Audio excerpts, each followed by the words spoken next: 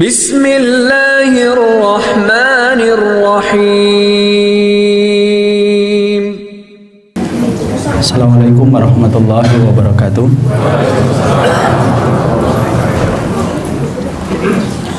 Innalhamdulillah wassalatu wassalamu ala rasulillah wa ala alihi wa sahbihi wa man tabi'ahum bi ihsan ila yaumil qiyamah. Bapak dan Ibu yang semoga Allah rahmati, ikhwan dan akhwat yang semoga Allah berkahi. Alhamdulillah kita senantiasa bersyukur kepada Allah atas kesempurnaan nikmat yang telah Allah berikan kepada kita, sehingga dalam kesempatan siang kali ini Allah mempertemukan kita dan mempersuakan kita pada salah satu jengkal tanah yang Allah cintai dan Allah ridhoi, dan Allah menyibukkan kita dalam perkara yang Allah ridhoi pula, yaitu adalah ketika kita disibukkan di dalam rangka untuk mencari ilmu supaya kehidupan kita lurus sebagaimana yang ditetapkan oleh Allah dan Rasul-Nya. Keutamaan ilmu adalah keutamaan amal yang tidak mampu ditandingi dengan apapun, karena apapun yang dilakukan apabila tanpa dengan ilmu akan menjadi perkara yang tidak ada manfaatnya di sisi Allah. Jihadnya kita, salatnya kita, ya, salatnya kita cukup. tes segini. Maka sesungguhnya salatnya kita, jihadnya kita, ibadah kita apabila tanpa dilandasi dengan ilmu akan menjadi perkara yang tidak ada manfaatnya di sisi Allah, karena sesungguhnya Allah itu paling senang apabila didatangi oleh hambanya, dan ketika mendatanginya kita memakai perahu yang bernama ilmu, karena begitulah cara kita mendatangi Allah. Makanya Imam Ahmad bin Hanbal, beliau sampai berkata, al ilmu la yatiluhu syai'un idza saluhat niyatuhu. Imam Ahmad kemudian berkata, sesungguhnya keutamaan ilmu tidak mampu ditandingi dengan apapun apabila orang yang mereka mencari ilmu benar niatnya ketika dia mencari ilmu. Faqila lahu, ditanyakan kepada Imam Ahmad bin Hanbal, bagaimana niat mencari ilmu itu menjadi benar? Maka kemudian dijawab oleh Imam Ahmad bin Hanbal, hidayan wirrajula yarfa'al jahlu an nafsihi. Kalau seseorang itu mencari ilmu, dia niatkan untuk membebaskan kebodohan dirinya di hadapan Allah, maka sesungguhnya pahalanya tidak mampu ditandingi dengan amalan apapun di dalam Islam. Inilah yang menjadikan kita betul-betul bersyukur bahwasanya kesempatan hari ini Allah memberikan kepada kita kesempatan untuk bertemu dan bersua, dan kita diberikan keutamaan yang besar, yaitu adalah berkumpul supaya mendapatkan keutamaan ilmu, memberatkan amal timbangan kita insyaallah. Semoga dengan kehadiran kita di majelis ilmu akan menyibukkan malaikat raqib untuk mencatat kebaikan dalam buku kebaikan kita, dan tidak menyibukkan malaikat atid dalam catatan keburukan kita insyaallah. Selalu manusia ketika disebut kata penyesalan, yang selalu diingat oleh manusia adalah penyesalan dalam urusan dunia.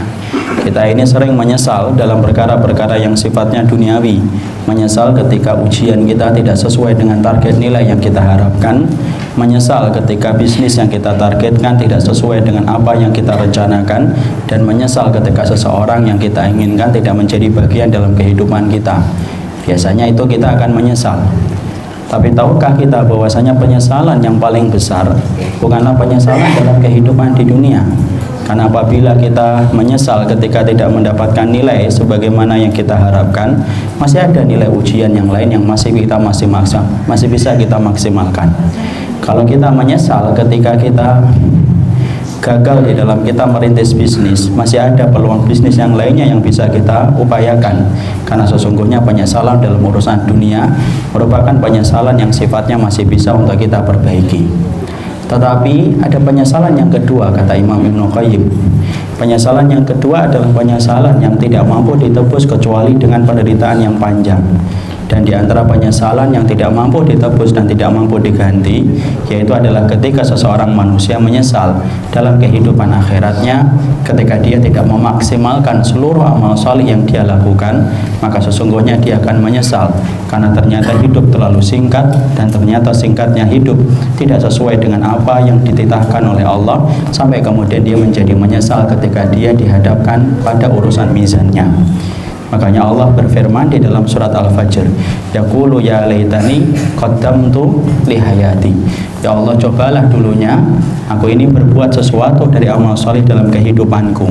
Tetapi apalah daya, kata-kata itu adalah kata yang diucapkan oleh seseorang ketika mereka dikumpulkan di padang mahsyar.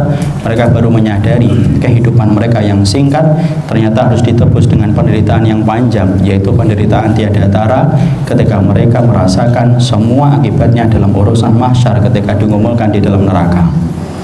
Inilah yang menjadikan kita akhirnya menjadi orang yang pandai untuk mengambil yang terbaik, yaitu adalah bagaimana seseorang manusia. Bolehlah kita menyesal ketika dulu tidak sesuai dengan nilai yang kita inginkan. Bolehlah kita menyesal dalam urusan-urusan yang dulunya kita tidak sesuai dengan apa yang kita harapkan.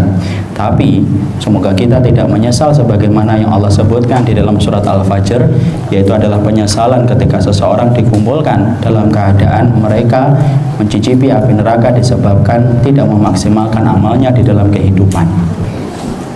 Inilah yang menjadikan kita, maka di antara penyesalan itu Imam Ibnu Qayyim menjelaskan apa penyesalan manusia yang paling besar, sampai kemudian manusia itu kelak betul-betul menyesal dalam kehidupan di akhirat, yaitu adalah manusia-manusia yang mereka dalam kehidupan di dunia mereka tidak memaksimalkan waktu untuk bertobat kepada Allah, sampai kemudian akhirnya Allah membenamkan ia ke dalam sungai di neraka menebus dosa-dosanya. Maka sesungguhnya itulah penyesalan yang paling panjang, penyesalan yang tidak ada kata gantinya kecuali menderita untuk merasakan balasan atas semua dosa yang pernah dilakukan olehnya.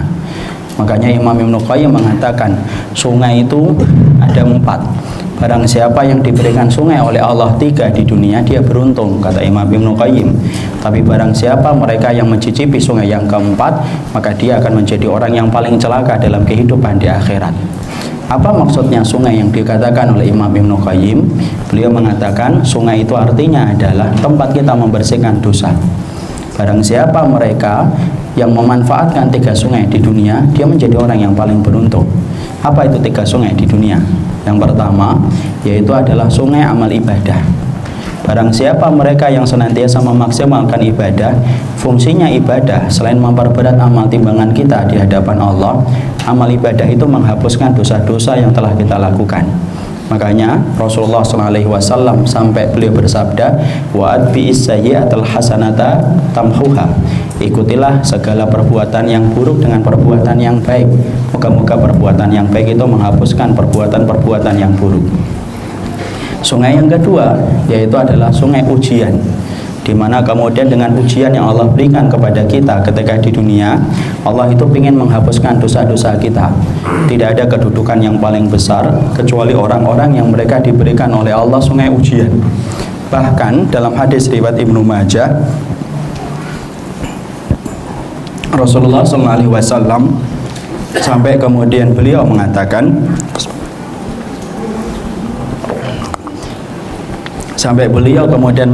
ada sebuah tempat di surga, tempat yang begitu tinggi. Tempat itu tidak mampu ditebus dengan sholat, tempat itu tidak bisa ditebus dengan puasa, dan tempat itu tidak bisa ditebus dengan hatta amalan jihad.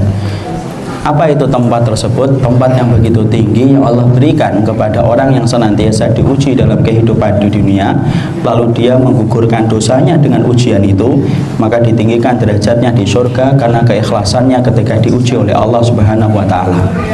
Makanya rata-rata orang yang sehat yang jarang diuji, mereka kelak pada waktu hari kiamat mengatakan sebagaimana diabadikan oleh Nabi, yawaddu ahlul afiyati antungqat bil maqarid. Orang-orang yang sehat dan orang yang diuji itu pada dasarnya ketika di waktu mahsyar mereka akan berkata kepada Allah, ya Allah, kalau kami mengerti betapa besarnya ujian yang Engkau berikan kepada kami, tolong ya Allah hidupkan kami lagi, ujilah kami, potong-potong daging-daging kami menjadi bagian-bagian yang kecil, kami ridhoi selama kami mendapatkan kedudukan yang tinggi sebagaimana yang Engkau tinggikan kepada saudara-saudara kami ketika mereka diuji. Hari ini mereka menempati posisi yang paling tinggi di surga. Makanya yang kedua kata Imam Ibnu Qayyim, ada yang dinamakan dengan sungai ujian. Tempat itulah tempat kita membersihkan dosa dan membersihkan kemaksiatan. Ada yang ketiga yaitu adalah sungai taubat. Karena sesungguhnya taubat itu merupakan sungai di mana kita membersihkan dosa-dosa kita, di mana itu akan menjadi salah satu pembahasan panjang kita, yaitu membicarakan bagaimana taubatnya seorang muslim ketika dia ingin membersihkan dosa-dosanya. Karena ketika kita jarang diuji, jangan pernah minta diuji. Karena kita tidak boleh meminta diuji oleh Allah hanya untuk menggugurkan dosa. Kalau memang kamu kemudian tidak diuji oleh Allah, syukuri. Bagaimana caranya menghapuskan dosa itu? Caranya adalah ketika engkau bertobat kepada Allah, maka Allah akan gugurkan segala dosa-dosamu. Kata Imam Ibnu Qayyim, siapapun mereka yang tidak memanfaatkan 3 sungai ini dalam kehidupan di dunia untuk membersihkan dosa-dosanya dan maksiatnya, dia tidak pernah memaksimalkan ibadah. Dia tidak pernah kemudian merasa nikmat ketika diuji oleh Allah, dan dia selalu senantiasa jarang bertaubat dan melambatkan taubat. Maka kata Imam Ibnu Qayyim, orang semacam ini akan menyesal betul dalam kehidupan di akhiratnya ketika dia akan merasakan sungai yang keempat. Dan tidak ada sungai yang keempat kecuali adalah sungai neraka, tempat menghapuskan dosa. Karena segala dosa apabila kelak mizan ditegakkan oleh Allah, ketika dosa kemaksiatan itu lebih banyak daripada kebaikan, maka sesungguhnya tidak ada tempat untuk membersihkan dosa itu kecuali adalah di neraka. Nah, inilah yang menjadikan kita memahami penyesalan yang paling hebat adalah penyesalan ketika seorang manusia tidak memaksimalkan 3 sungai yang Allah berikan dalam kehidupan kita: sungai amal sholih, sungai ujian, dan yang ketiga adalah sungai taubat. Sebelum kita membahas tentang itu, maka di atas saya kedengeran. Yang gitu. ini dilepas saja.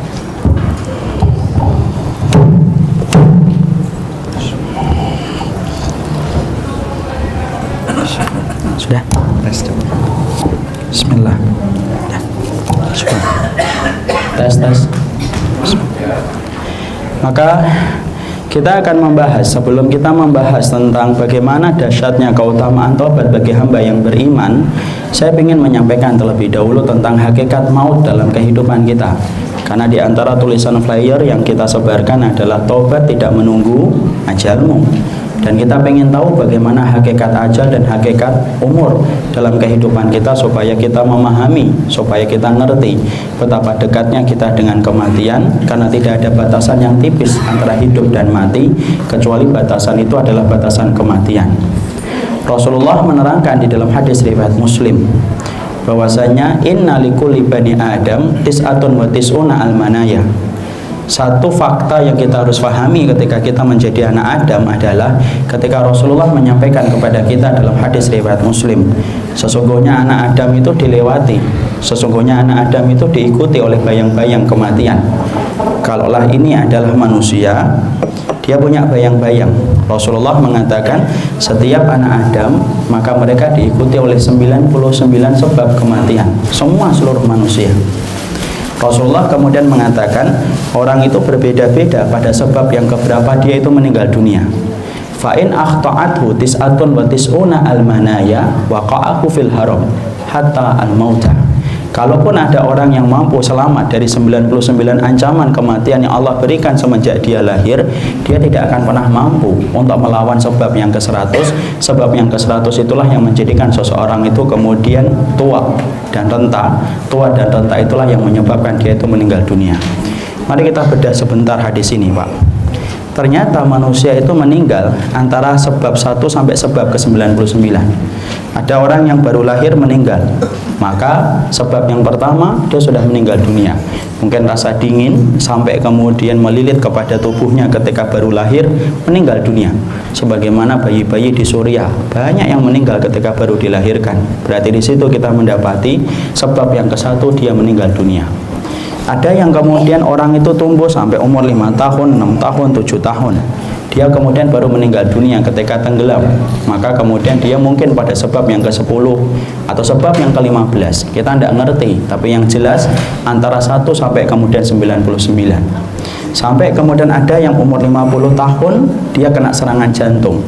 Maka itu pada sebab yang ke-80 atau ke-85. Kita tidak ngerti, tapi yang jelas belum sampai pada sebab yang ke-99. Kalau ada orang yang sampai melewati 63 tahun, ternyata dia masih hidup. Padahal Rasulullah sudah menyampaikan umur di antara umatku antara 60 sampai 70. Dia melewati sampai 70 tahun, berarti dia telah melewati 99 ancaman kematian. Jantung lewat, tabrakan lewat, didolimin orang di pinggir jalan lewat, penyakit gula lewat, Tapi ketika sudah melewati 70 tahun, maka sesungguhnya dia tidak akan pernah mampu melawan sebab yang ke-100. Sebab yang ke-100 itu adalah tua dan renta yang akan menyebabkan dia meninggal dunia. Disitulah kita paham hari ini, walaupun kita ini tidak punya bayang-bayang di masjid, ketika keluar Pak, maka bayang-bayang itu akan selalu nguntit kita. Kalaupun kita selamat pada sebab yang ke-30, mungkin kita tidak selamat pada sebab yang ke-32. Kalaupun kita selamat pada sebab yang ke-50, belum tentu kita selamat pada sebab yang ke-55. Kenapa? Karena bayang-bayang kematian itu selalu ada dalam kehidupan kita. Makanya saya pernah baca di Detik, tapi bukan mengambil dalilnya dari Detik ya, ini berita saja. Di Detik itu saya pernah membaca berita, yaitu adalah ada orang yang dulunya tidak ikut serta ataupun tidak jadi ketika ada pesawat Sukhoi yang sedang diuji coba. Bapak mungkin masih ingat pesawat Rusia yang diuji coba di Indonesia. Ada beberapa penumpang yang direncanakan naik di pagi harinya, tapi qadarullah mayasya, ada beberapa penumpang yang tidak jadi naik karena ada yang kena macet atau tiba-tiba dia cancel keberangkatan dia untuk menguji coba pesawat tersebut. Ada salah satu yang disebutkan oleh Detik, ada salah satu penumpang yang selamat dari pesawat itu, tapi kemudian beberapa hari kemudian dia terkena serangan jantung dan meninggal pula. Disitulah kita mendapati apa? Kalaupun kita selamat pada sebab kematian yang ke-31, kita tidak bisa memastikan apakah selamat pada sebab yang ke-35. Kalaupun saya dan Bapak mampu selamat pada sebab yang ke-50, mungkin kita juga tidak selamat pada sebab yang ke-60. Kenapa? 99 ancaman itu selalu menyertai dalam kehidupan kita setiap waktunya. Makanya lalu kemudian Hasan Al-Basri rahimahullahu ta'ala di dalam kitab Sakaratul Maut wa Syiddatuhu oleh Syekh Salah Said menjelaskan dekatnya manusia dengan kematian itu digambarkan oleh beliau dalam satu riwayat yang sahih. Banyak yang mencoba bertanya kepada anak tentang riwayat ini. Riwayatnya sahih, yaitu adalah ketika kemudian Hasan Al-Basri menjelaskan dekatnya manusia dengan kematian itu tampak ketika seluruh manusia itu didatangi oleh malaikat maut seharinya 3 kali, kata Hasan Al-Basri rahimahullahu ta'ala. Jadi pada dasarnya kita itu setiap waktunya dan setiap saatnya itu didatangi oleh malaikat maut 3 kali. Sembari malaikat maut itu membawa catatan amal kita, membawa catatan rezeki kita. Kalau kemudian ternyata masih ada catatan rezekinya, malaikat maut datang, kemudian malaikat maut kemudian meninggalkan. Kalau masih ada catatannya, kemudian datang kembali, masih ada rezekinya, maka ditinggalkan kembali. Dan itu terjadi satu harinya 3 kali. Jadi kita selalu dicek oleh malaikat maut sehari 3 kali, apakah masih ada enggak catatan rezeki yang Allah berikan kepadanya. Kalau masih ada, ditinggalkan. Sampai satu waktu ketika catatan itu diperiksa dan ternyata bahwasanya ketika diperiksa dia meninggal dunia atau kemudian dia telah habis jatahnya, baru kemudian malaikat maut melaksanakan perintahnya Allah. Allah berfirman, karena setiap malaikat maut ketika melaksanakan perintah selalu didahului dengan sebuah perintah Allah di atas arsy-Nya. Inza ruha fulan, inza ruha fulan, inza ruha fulan. Sebagaimana riwayat dari Barok bin Azib, cabut nyawanya fulan, cabut nyawanya fulan, cabut nyawanya fulan. Baru malaikat maut melaksanakan perintah setelah mendapati rezeki orang itu meninggal dunia. Dicabut. Ketika dicabut, maka malaikat maut mendapati keluarga orang yang meninggal dunia itu menangis. Maka kemudian kata malaikat maut itu kepada orang-orang yang menangisi keluarganya ketika meninggal dunia, malaikat maut berkata, cuma tidak didengarkan oleh kita sebagai sahibul musibah ketika sedang menangisi ibu kita yang telah meninggal dunia contohnya. Maka malaikat maut kemudian berkata, alama tabkun, kenapa kalian itu menangisi dia? Jangan menyalahkan saya tidak kemudian tidak bisa disalahkan. Saya hanya menjalankan tugas. Saudaramu ini telah habis rezekinya. Jadi di situ kita itu harusnya tenang, Pak. Kenapa? Selama kita masih hidup, masih ada rezekinya. Karena malaikat maut kemudian berkata, saudaramu ini telah habis rezekinya. Kalaupun aku tidak cabut nyawanya, dia tidak akan bisa melanjutkan hidup. Jatah nafasnya, jatah airnya, jatah rezekinya habis. Makanya aku harus mencabut nyawanya. Dan tidak perlu kalian menangisi sampai meratapi apa yang telah meninggalkan kalian, karena sesungguhnya aku mendatangi kalian 3 kali sebagaimana aku mendatangi saudaramu ini yang meninggal dunia. dan aku akan mencabut kalian ketika rezeki kalian sudah habis. Hasan al-Basri rahimahullahu ta'ala sampai beliau berkata, kalaulah setiap orang yang sedang menangisi anggota keluarganya mendengar ucapan yang disampaikan oleh malaikat maut, pastilah semua orang itu akan berhenti menangisi saudaranya. Kenapa? Karena mereka akan menangisi dirinya ketika takut akan didatangi oleh malaikat maut seharinya 3 kali. Kalau kita ini hari ini sudah didatangi berapa kali? Yang kita nggak ngerti, bisa jadi sekali, bisa sudah 2 kali, karena tidak diterangkan waktunya itu kapan. Tapi yang jelas masih ada rezekinya, masih. Kita masih kumpul di sini berarti masih ada rezekinya. Kalau tadi yang makan soto kayak saya berarti rezekinya soto. Kalau ada yang kemudian makannya tadi adalah siomay, ya siomay, masih ada rezekinya. Dan itu akan ditentukan sampai akhir, baru kemudian dicabut nyawanya. Disitulah kita paham betapa tipisnya batasan antara hidup dan mati dalam kehidupan kita beriman kepada Allah. Makanya Syekh Utsaimin sampai beliau itu mempunyai sebuah perkataan yang indah. Perkataan beliau itu adalah, berapa banyak orang yang memakai kacamata di pagi harinya, yang melepaskan kacamata itu di waktu siangnya adalah orang lain. Berapa banyak orang yang memakai jubah di waktu siangnya, yang melepaskan jubahnya itu orang lain. Dan berapa banyak orang yang memakai sorban, kata Syekh Utsaimin, yang melepaskan sorban itu ketika malam hari adalah orang lain. Kenapa? Tidak ada sebuah batasan yang paling tipis, lebih tipis daripada sutra, kecuali adalah batasan antara hidup dan mati yang tidak pernah kita ketahui kapan datangnya dalam kehidupan kita. Inilah yang menjadikan kita memahami, Masya Allah, betapa dekatnya kita dengan kematian, dan tidak ada perkara yang paling maksimal kita kerjakan ketika kita paham batasan antara hidup dan mati begitu tipis, kecuali adalah bagaimana mempersiapkan tobat kita, karena tobat merupakan sarana yang terbaik ketika mengharapkan kembali kepada Allah dalam keadaan diridhoi. Tidak ada yang kita butuhkan, Pak dan Ibu, tidak ada yang kita butuhkan kalau kita mati kecuali diampuni dosanya. Itu saja. Makanya doa orang ketika hidup kepada orang yang meninggal dunia itu apa? Allahumma ighfir lahu warhamhu wa'afihi wa'fu anhu. Sampai 3 kali diulangi.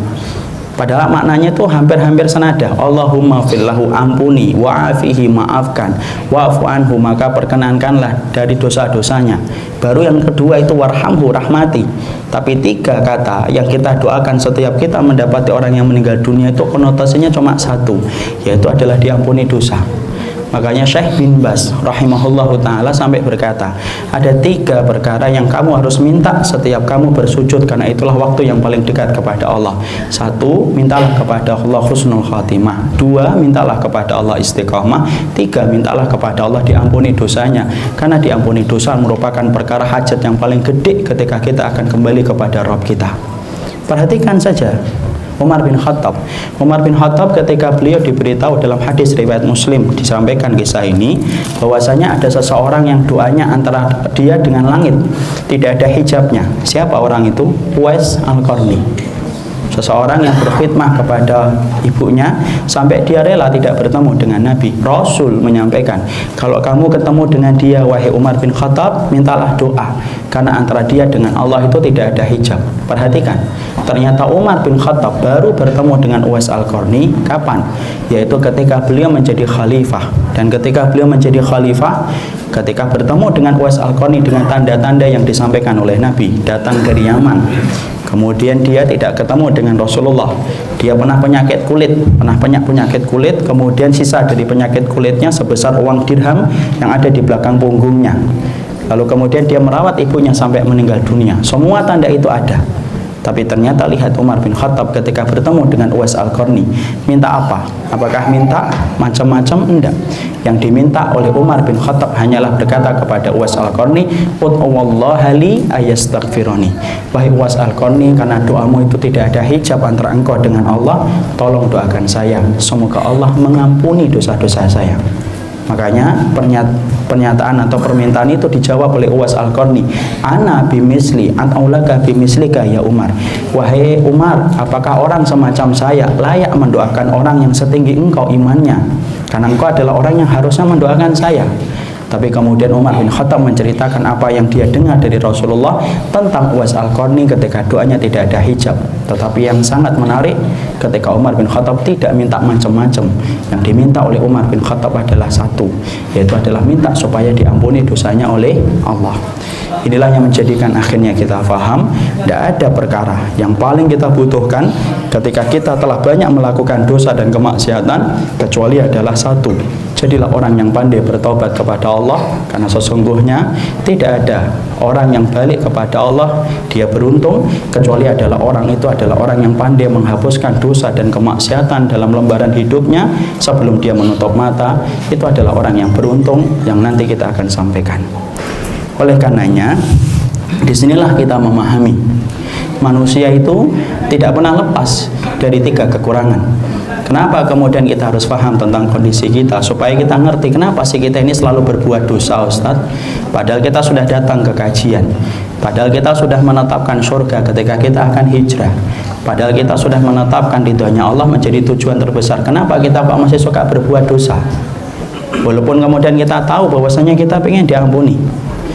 Maka kemudian Syekh Utsaimin menjelaskan, manusia itu memang lengket dengan dosa. Karena sesungguhnya manusia itu membawa 3 kekurangan yang menjadikan kekurangan ini tidak pernah jauh-jauh dari dosa dan kemaksiatan setiap dia menapakkan kaki. Apa 3 kekurangan yang dimiliki oleh manusia sampai dia itu lengket dengan dosa? 1, manusia itu bodoh, Pak. Makanya ketika kita bodoh, terkadang kita suka mengulang-ulang kemaksiatan, dan terkadang kita tidak tahu kalau itu dosa kita lakukan. Kita tidak ngerti bahwasanya beribadah dengan niatan dunia itu dosa. Kita meniatkan banyak ibadah untuk dunia. Bodoh. Kita ngerti pujian manusia itu adalah sesuatu yang bisa menghapuskan amal. Ngerti. Tapi kenapa kita tetap riak di dalam kita berkata dan berbuat? Bodoh. Kenapa? Dzuluman jahula. Manusia itu adalah makhluk yang zalim, lagi makhluk yang bodoh. Kekurangan manusia yang kedua selain bodoh itu apa? Hawa nafsunya itu melengket pada dirinya, tidak pernah pisah dari dirinya. Kita ini tidak pernah mampu untuk menyapai nafsu dari diri kita. Setiap manusia itu berjalan, setiap waktunya dan setiap saatnya dia selalu berjalan dengan nafsunya. Kapan nafsu itu akan hilang, Ustaz? Nafsu itu tidak akan bisa hilang. Nafsu itu akan hilang dalam satu kondisi, ketika kita telah berpindah ke alam barzah, baru nafsu itu akan hilang. Tapi selama kemudian kita masih hidup, maka sesungguhnya kita tidak akan pernah mampu jauh-jauh dari nafsu, karena nafsu itu selalu ada. Makanya kenapa kita berbuat dosa? Ya karena kita kemudian memiliki nafsu. Nafsu itu hilang kalau sudah kita mati, Pak. Makanya orang ketika di dalam kubur tidak lagi tertarik dia dengan berbagai macam dosa. Ada nggak orang yang di dalam kuburan pengen jalan-jalan? Tidak ada. Pengen kemudian ketemu fulan dan fulanah? Tidak ada. Kenapa? Nafsunya hilang bersama dengan hilangnya ruh dari jasadnya. Selesai? Belum. Kekurangan yang ketiga yaitu adalah manusia itu memiliki yang ketiga yaitu adalah setan yang tidak pernah berhenti untuk kemudian menemani dia, untuk menyesatkan dia dari jalan Allah yang lurus. Kita ini punya qarin, Pak. Setiap manusia itu punya qarin. Makanya dalam riwayat Muslim sampai Nabi mengatakan wukila qarinuhu minal insi wal jinni. Sesungguhnya manusia itu punya qarin dari kalangan jin. Itu kata Rasulullah. Bahkan qarin itu akan ada di samping kita membisikkan kata-kata keburukan itu sampai kita mau mati, itu qarin itu masih ada. Syekh Utsaimin pernah ditanya, sampai kapan qarin itu dampingin kita, wahai Syekh? Kemudian beliau mengatakan sampai mati qarin itu masih ada. 3 kekurangan itulah yang menjadikan akhirnya manusia itu nggak pernah jauh-jauh dari dosa. Kenapa? Karena sesungguhnya kita bodoh, kita punya nafsu, dan kita punya qarin yang akhirnya melakukan dosa dan kemaksiatan dalam lembaran hidup kita. Tapi ingat, walaupun kemudian kita adalah manusia yang suka melakukan dosa dan kemaksiatan, tapi ternyata Allah itu memang tidak pernah mencari manusia-manusia yang mereka itu bersih dari dosa, dan tidak pernah mencari manusia yang lembaran hidupnya itu putih yang bersih kemudian tidak ada dosa. Enggak. Karena Allah itu sebelum menciptakan kita, Allah tahu bahwasanya manusia itu akan berbuat dosa. Malaikat aja ngomong sama Allah kok, bahwasanya ketika Allah itu akan menciptakan manusia, malaikat itu mengatakan atajalu mayufsidu fiha wa yasfiku dima. Malaikat aja berkata, ya Allah, apakah kamu akan menciptakan manusia yang sifatnya itu adalah berbuat kerusakan? Kalau disebut kata rusak di dalam Al-Quran, jangan dipahami rusak sebagaimana memahami kata rusak. Tapi kata rusak yang disebutkan dalam Al-Quran itu apa? Merusak akidah dan merusak sunnah. Itu namanya rusak. Di mana mereka itu akan berbuat kerusakan dan kemudian mengalirkan darah. Kalau malaikat saja tahu bahwasanya Allah Ketika mereka tahu manusia itu ketika diciptakan oleh Allah akan berbuat kerusakan dan mengalirkan darah, apalagi Allah, zat yang maha alim, Allah itu tahu betul bahwasanya ketika akan menciptakan manusia, Allah tahu manusia itu akan berbuat kerusakan dan mengalirkan darah. Tapi ingat ikhwan, ingat, perhatikan, karena sesungguhnya Allah itu tidak pernah mencari makhluk di antara manusia yang tidak pernah berbuat dosa. Kalau Allah itu mencari makhluk yang tidak pernah berbuat dosa di antara manusia, Allah itu tidak perlu menciptakan anak dan Allah tidak perlu menciptakan antum. Kenapa? Allah cukup ciptakan malaikat yang senantiasa bertasbih kepada Allah dan mengagungkan Allah setiap waktunya. Tapi kenapa Allah tetap menciptakan kita walaupun malaikat sudah menyampaikan, apakah engkau akan ciptakan orang yang berbuat kerusakan ya Allah? Allah tetap menciptakan kita karena dasarnya apa? Karena sesungguhnya Allah itu sekali lagi tidak mencari manusia yang lembaran hidupnya bersih, tapi mencari manusia yang berbuat dosa tetapi dia ngerti bagaimana cara kembali dia kepada Allah. Itu yang dicari oleh Allah. Makanya disinilah kita memahami bahwasanya inilah yang menjadikan seseorang itu memahami betul siapa sih manusia yang lembaran hidupnya itu bersih. Tidak ada ikhwan. Bahkan kemudian Rasulullah pun pernah melakukan kesalahan, cuma perbedaannya dengan kita, kesalahan Nabi langsung diingatkan oleh Allah. Itulah yang menjadikan Nabi itu maksum. Maksum itu artinya terjaga. Artinya ketika melakukan kesalahan Nabi langsung dikoreksi oleh Allah. Nabi pernah bermuka masam kepada Abdullah bin Ummi Maktum, di mana perbuatan itu dijaga oleh Allah karena Allah ingin menjaga hatinya Abdullah bin Ummi Maktum. Lihat ya, dalam sunnah itu Masya Allah, sampai orang yang buta saja dijaga hatinya. Padahal ketika Nabi bermuka masam, Abdullah bin Ummi Maktum tahu nggak kalau kemudian Nabi itu bermuka masam? Ya nggak tahu, beliau buta. Tapi kenapa Allah turunkan surat Abasa wa Tawalla kepada Nabi? Bahkan kita baca bagaimana peristiwa bermuka masamnya Nabi, karena Allah ingin menjaga hati setiap orang yang beriman. Tapi di situ kita mengetahui Nabi pernah salah, tetapi kesalahan Nabi diingetin langsung oleh Allah. Makanya kemudian Nabi disebut maksum, terjaga dari kesalahan. Tapi kita bukan maksum dan kesalahan kita tidak ditampakkan langsung oleh Allah. Tapi itulah yang menjadikan kita paham memang Allah tidak pernah mencari ana dan antum yang bersih dari dosa, dan Allah tidak pernah mencari ana dan antum yang bersih dari maksiat.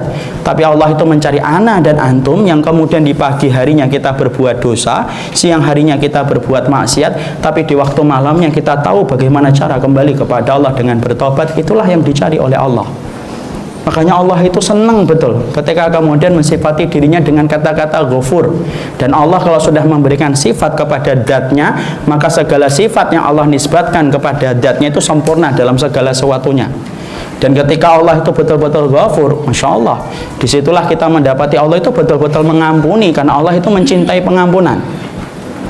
Dan Allah itu ternyata mencintai orang bukan hanya banyak sholatnya, bukan hanya banyak kemudian puasanya, tapi ternyata di antara orang yang dicintai oleh Allah, yaitu adalah orang yang mereka pernah berbuat dosa tapi ngerti cara kembali kepada Allah. Allah membayar usaha dia untuk balik dengan rasa cintanya Allah yang besar kepada orang itu. Itulah bedanya antara Khalik dengan makhluk. Makhluk, Pak, saya dan Bapak, kalau kemudian melakukan kesalahan, biasanya orang lain yang pernah kita goreskan kesalahan kepada dirinya susah untuk memaafkan kita walaupun kita ini sudah meminta maaf. Berapa banyak seorang suami melakukan kesalahan, istrinya walaupun suaminya sudah minta maaf, istrinya sulit untuk memaafkan. Sebaliknya pula, berapa banyak seorang istri yang melakukan kesalahan, suaminya susah untuk memaafkan. Kalaupun memaafkan, biasanya akan berkata, tapi kondisi kita tidak akan pernah sama dengan kayak dulu lagi. Ya. Kenapa? Susahnya makhluk. Ya, biasanya ditandai dengan ada gelas enggak? Pecahkan gelasnya. Ternyata ketika memecahkan gelasnya plastik gak jadi pecah ya. Tapi di situ kita mendapati itulah makhluk, beda dengan Allah. Allah itu kemudian ternyata Masya Allah, Allah itu justru mencintai manusia yang pernah berbuat dosa, lalu kemudian dia ngerti cara kembali. Ada nggak manusia yang mencari cinta karena orang itu berbuat dosa? Seorang perempuan ditanya, gimana kriteria orang yang kamu cintai? Orang itu banyak salah sama saya baru cintai. Tidak ada. Tapi ternyata sebaliknya, ketika kita mendapati Allah ketika memberikan sifat kepada zatnya bahwasanya Allah itu Ghafur, Masya Allah, Allah itu sempurna di dalam Ghafurnya, sampai Allah itu mencintai tobat yang dilakukan oleh seorang hamba dan seorang makhluknya ketika dia ingin kembali kepada Allah. Perhatikan iblis, Pak, dengan kemudian Adam, itu banyak persamaannya, tapi perbedaannya cuma satu. Apa persamaan antara iblis dengan Adam? Sama-sama makhluknya Allah, sama-sama makhluknya Allah, sama-sama dari surga, sama, Pak. Iblis itu penduduk surga, Lalu kemudian Nabi Adam itu penduduk surga. Sama pula kesalahannya antara Idrim dengan Adam dengan iblis itu sama-sama satu kesalahan. Apa kesalahannya Adam? Yaitu memakan buah yang diharamkan oleh Allah. Dan tidak boleh kita memberikan nama buah itu. Kenapa? Karena Allah tidak pernah menceritakan detail nama buah itu apa. Ya, buah khuldi itu sifatnya, bukan nama buahnya. Kemudian iblis melakukan satu kesalahan ketika dia tidak mau bersujud kepada Adam. Itu pun masih ada persamaan. Persamaannya apa? Sama-sama dikeluarkan dari surga. Adam dikeluarkan dari surga hanya gara-gara memakan buah yang diharamkan oleh Allah untuk didekati. Adapun iblis dikeluarkan oleh Allah dari surga ketika dia tidak mau bersujud kepada Adam. So, 4 persamaan kalau boleh kita ngitung setidaknya dengan perkiraan dasar itu 4 samanya. Tapi kemudian persamaan itu dibedakan dengan satu perbedaan. Apa perbedaannya? Nabi Adam kemudian bertobat kepada Allah, adapun iblis enggan untuk bertobat kepada Allah. Masya Allah, akhirnya tidak pernah itu kemudian sama nasibnya mereka di hadapan Allah. Allah menyampaikan dan mengabadikan bagaimana kisah tobatnya Adam. Fatalaqqa Adamu min rabbihi kalimatin fataba alaihi. Allah terima tobatnya Nabi Adam, dan kemudian Allah terima Nabi Adam, dan Allah terima Nabi Adam segala macam tobatnya, dan Allah itu maha pengampun lagi maha penyayang. Tapi iblis dia tidak berhasil untuk kembali lagi ke jalan kampungnya lagi, untuk jalan baliknya, karena iblis tidak mau bertobat dan Allah tetapkan sebagai makhluk yang pendusta dan kafir sampai hari kiamat. Di situ ternyata kita mendapati perbedaannya itu apa? Tobat. Makanya Allah itu sempurna dalam tobatnya. Iya Pak. Makanya Fudail bin Iyad itu pernah nangis. Fudail bin Iyad rahimahullahu ta'ala, mantan maling yang nanti kita akan ceritakan di bagian-bagian tengah. Fudail bin Iyad ini mantan maling, pernah kemudian melihat kejadian yang menjadikan dia memahami betapa sempurnanya Allah di dalam sifat ghafurnya.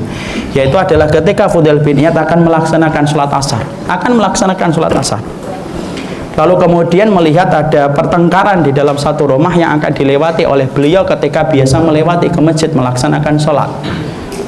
Ternyata kemudian puncaknya sang ibu bertengkar dengan anaknya itu sampai menjadikan sang ibu tidak kuasa. Kemudian dia mengusir anaknya, kemudian menyuruh anaknya keluar dari dalam rumah, dan kelihatan oleh Fudail bin Iyad lalu ditutup dengan begitu keras dari dalam rumah dan dikunci. Kemudian anak itu kemudian mengetuk pintu terus. Taraqal bab wa taraqal bab. Maka kemudian Fudail bin Iyad mengatakan, Hana melihatnya anak itu ketika melakukan kesalahan, dia mengetuk pintu itu terus berkali-kali dan tidak berhenti. Lalu kemudian aku cuma berpikir, kesalahan apa yang dilakukan oleh sang anak sampai ibunya begitu marah luar biasa. Tapi beliau tidak kemudian tadakhul, beliau tidak mencampuri, beliau tetap melewati saja dan kemudian melaksanakan sholat. Ketika habis melaksanakan sholat asar, beliau berzikir, maka beliau ingin kembali ke rumahnya, melewati kembali rumah yang tadi beliau lihat. Ketika beliau melewati tempat tersebut, ketika dia masih melihat anak itu mengetuk-ngetuk pintu rumah dari ibunya, sampai akhirnya beberapa ketukan membuat tidak tega ibunya, dibuka kemudian pintu itu, lalu kemudian dirangkul anak itu, diusap kepalanya, lalu kemudian dimaafkan anaknya, ditutup, lalu kemudian dikunci kembali dalam rumah. Fudail bin Iyad rahimahullahu ta'ala ketika melihat kejadian itu, Fudail bin Iyad itu nangis Pak, nangis berhenti, dia nggak bisa ngelewatin rumah itu, dia nangis. Fudail bin Iyad lalu kemudian berkata, kalaulah seorang ibu, dimana kalau dia melihat satu anaknya melakukan kesalahan, dia melihat anaknya melakukan satu kesalahan, sebesar apapun kesalahan itu, maka hatinya sang ibu selalu lebih besar daripada kesalahan sang anak. Kalaulah ada seorang anak dihujat oleh seluruh permukaan bumi, maka anaknya akan mendapati ibunya pasti akan membela ibunya. Kenapa? Karena sifat satu rahmat yang Allah bagikan ke seluruh ibu di atas muka bumi sampai menjadikan ibu selalu memaafkan kesalahan sang anak.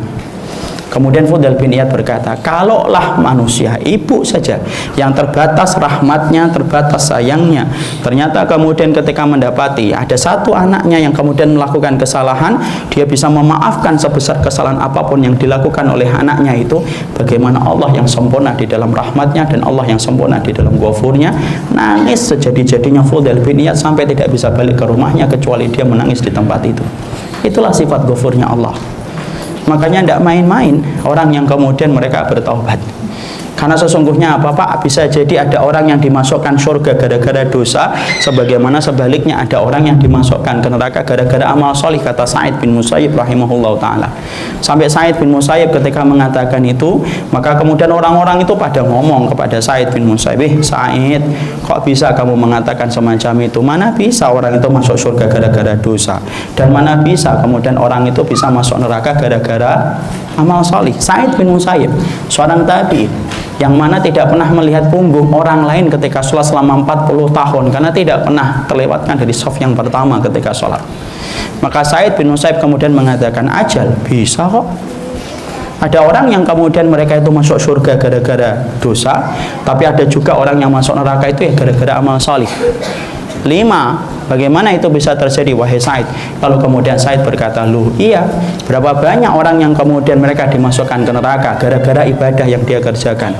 Dia jihad, dia mencari ilmu, dia sedekah, tapi ketika tercampur 3 amalan besar itu dengan riya, dengan sum'ah, niatan yang bukan karena Allah, bukankah orang yang mencicipi neraka pertama kali adalah orang yang berjihad ketika meneteskan keringat dan darah, tetapi keringat dan darahnya menetes bukan karena Allah? Bukankah ada orang yang pertama kali masuk neraka gara-gara dia mengajarkan tentang kalimat Allah dan hadis Rasulullah, dan kemudian orang mendengarkan itu tetapi mereka berdua datangnya bukan karena Allah? Dan bukankah ada orang yang merogoh kantongnya sampai terkuras harta yang dia miliki ketika sedekah, tapi dia niatkan bukan karena Allah? Maka ibadah itu menyebabkan ia masuk neraka ketika tercampur dengan riya dan sum'ah, kata beliau. Sebaliknya, kata beliau, berapa banyak orang yang dimasukkan oleh Allah ke dalam surga itu gara-gara kemudian dosanya. Berapa banyak Pak orang yang masuk surga itu gara-gara dosa? Bukankah kita melihat seorang sahabat yang bernama Ma'is bin Malik? Ma'is bin Malik ini adalah seorang pezina di antara para sahabat. Berzina padahal dia sudah menikah, tapi Allah masukkan ia ke surga. Allah masukkan ia ke surga.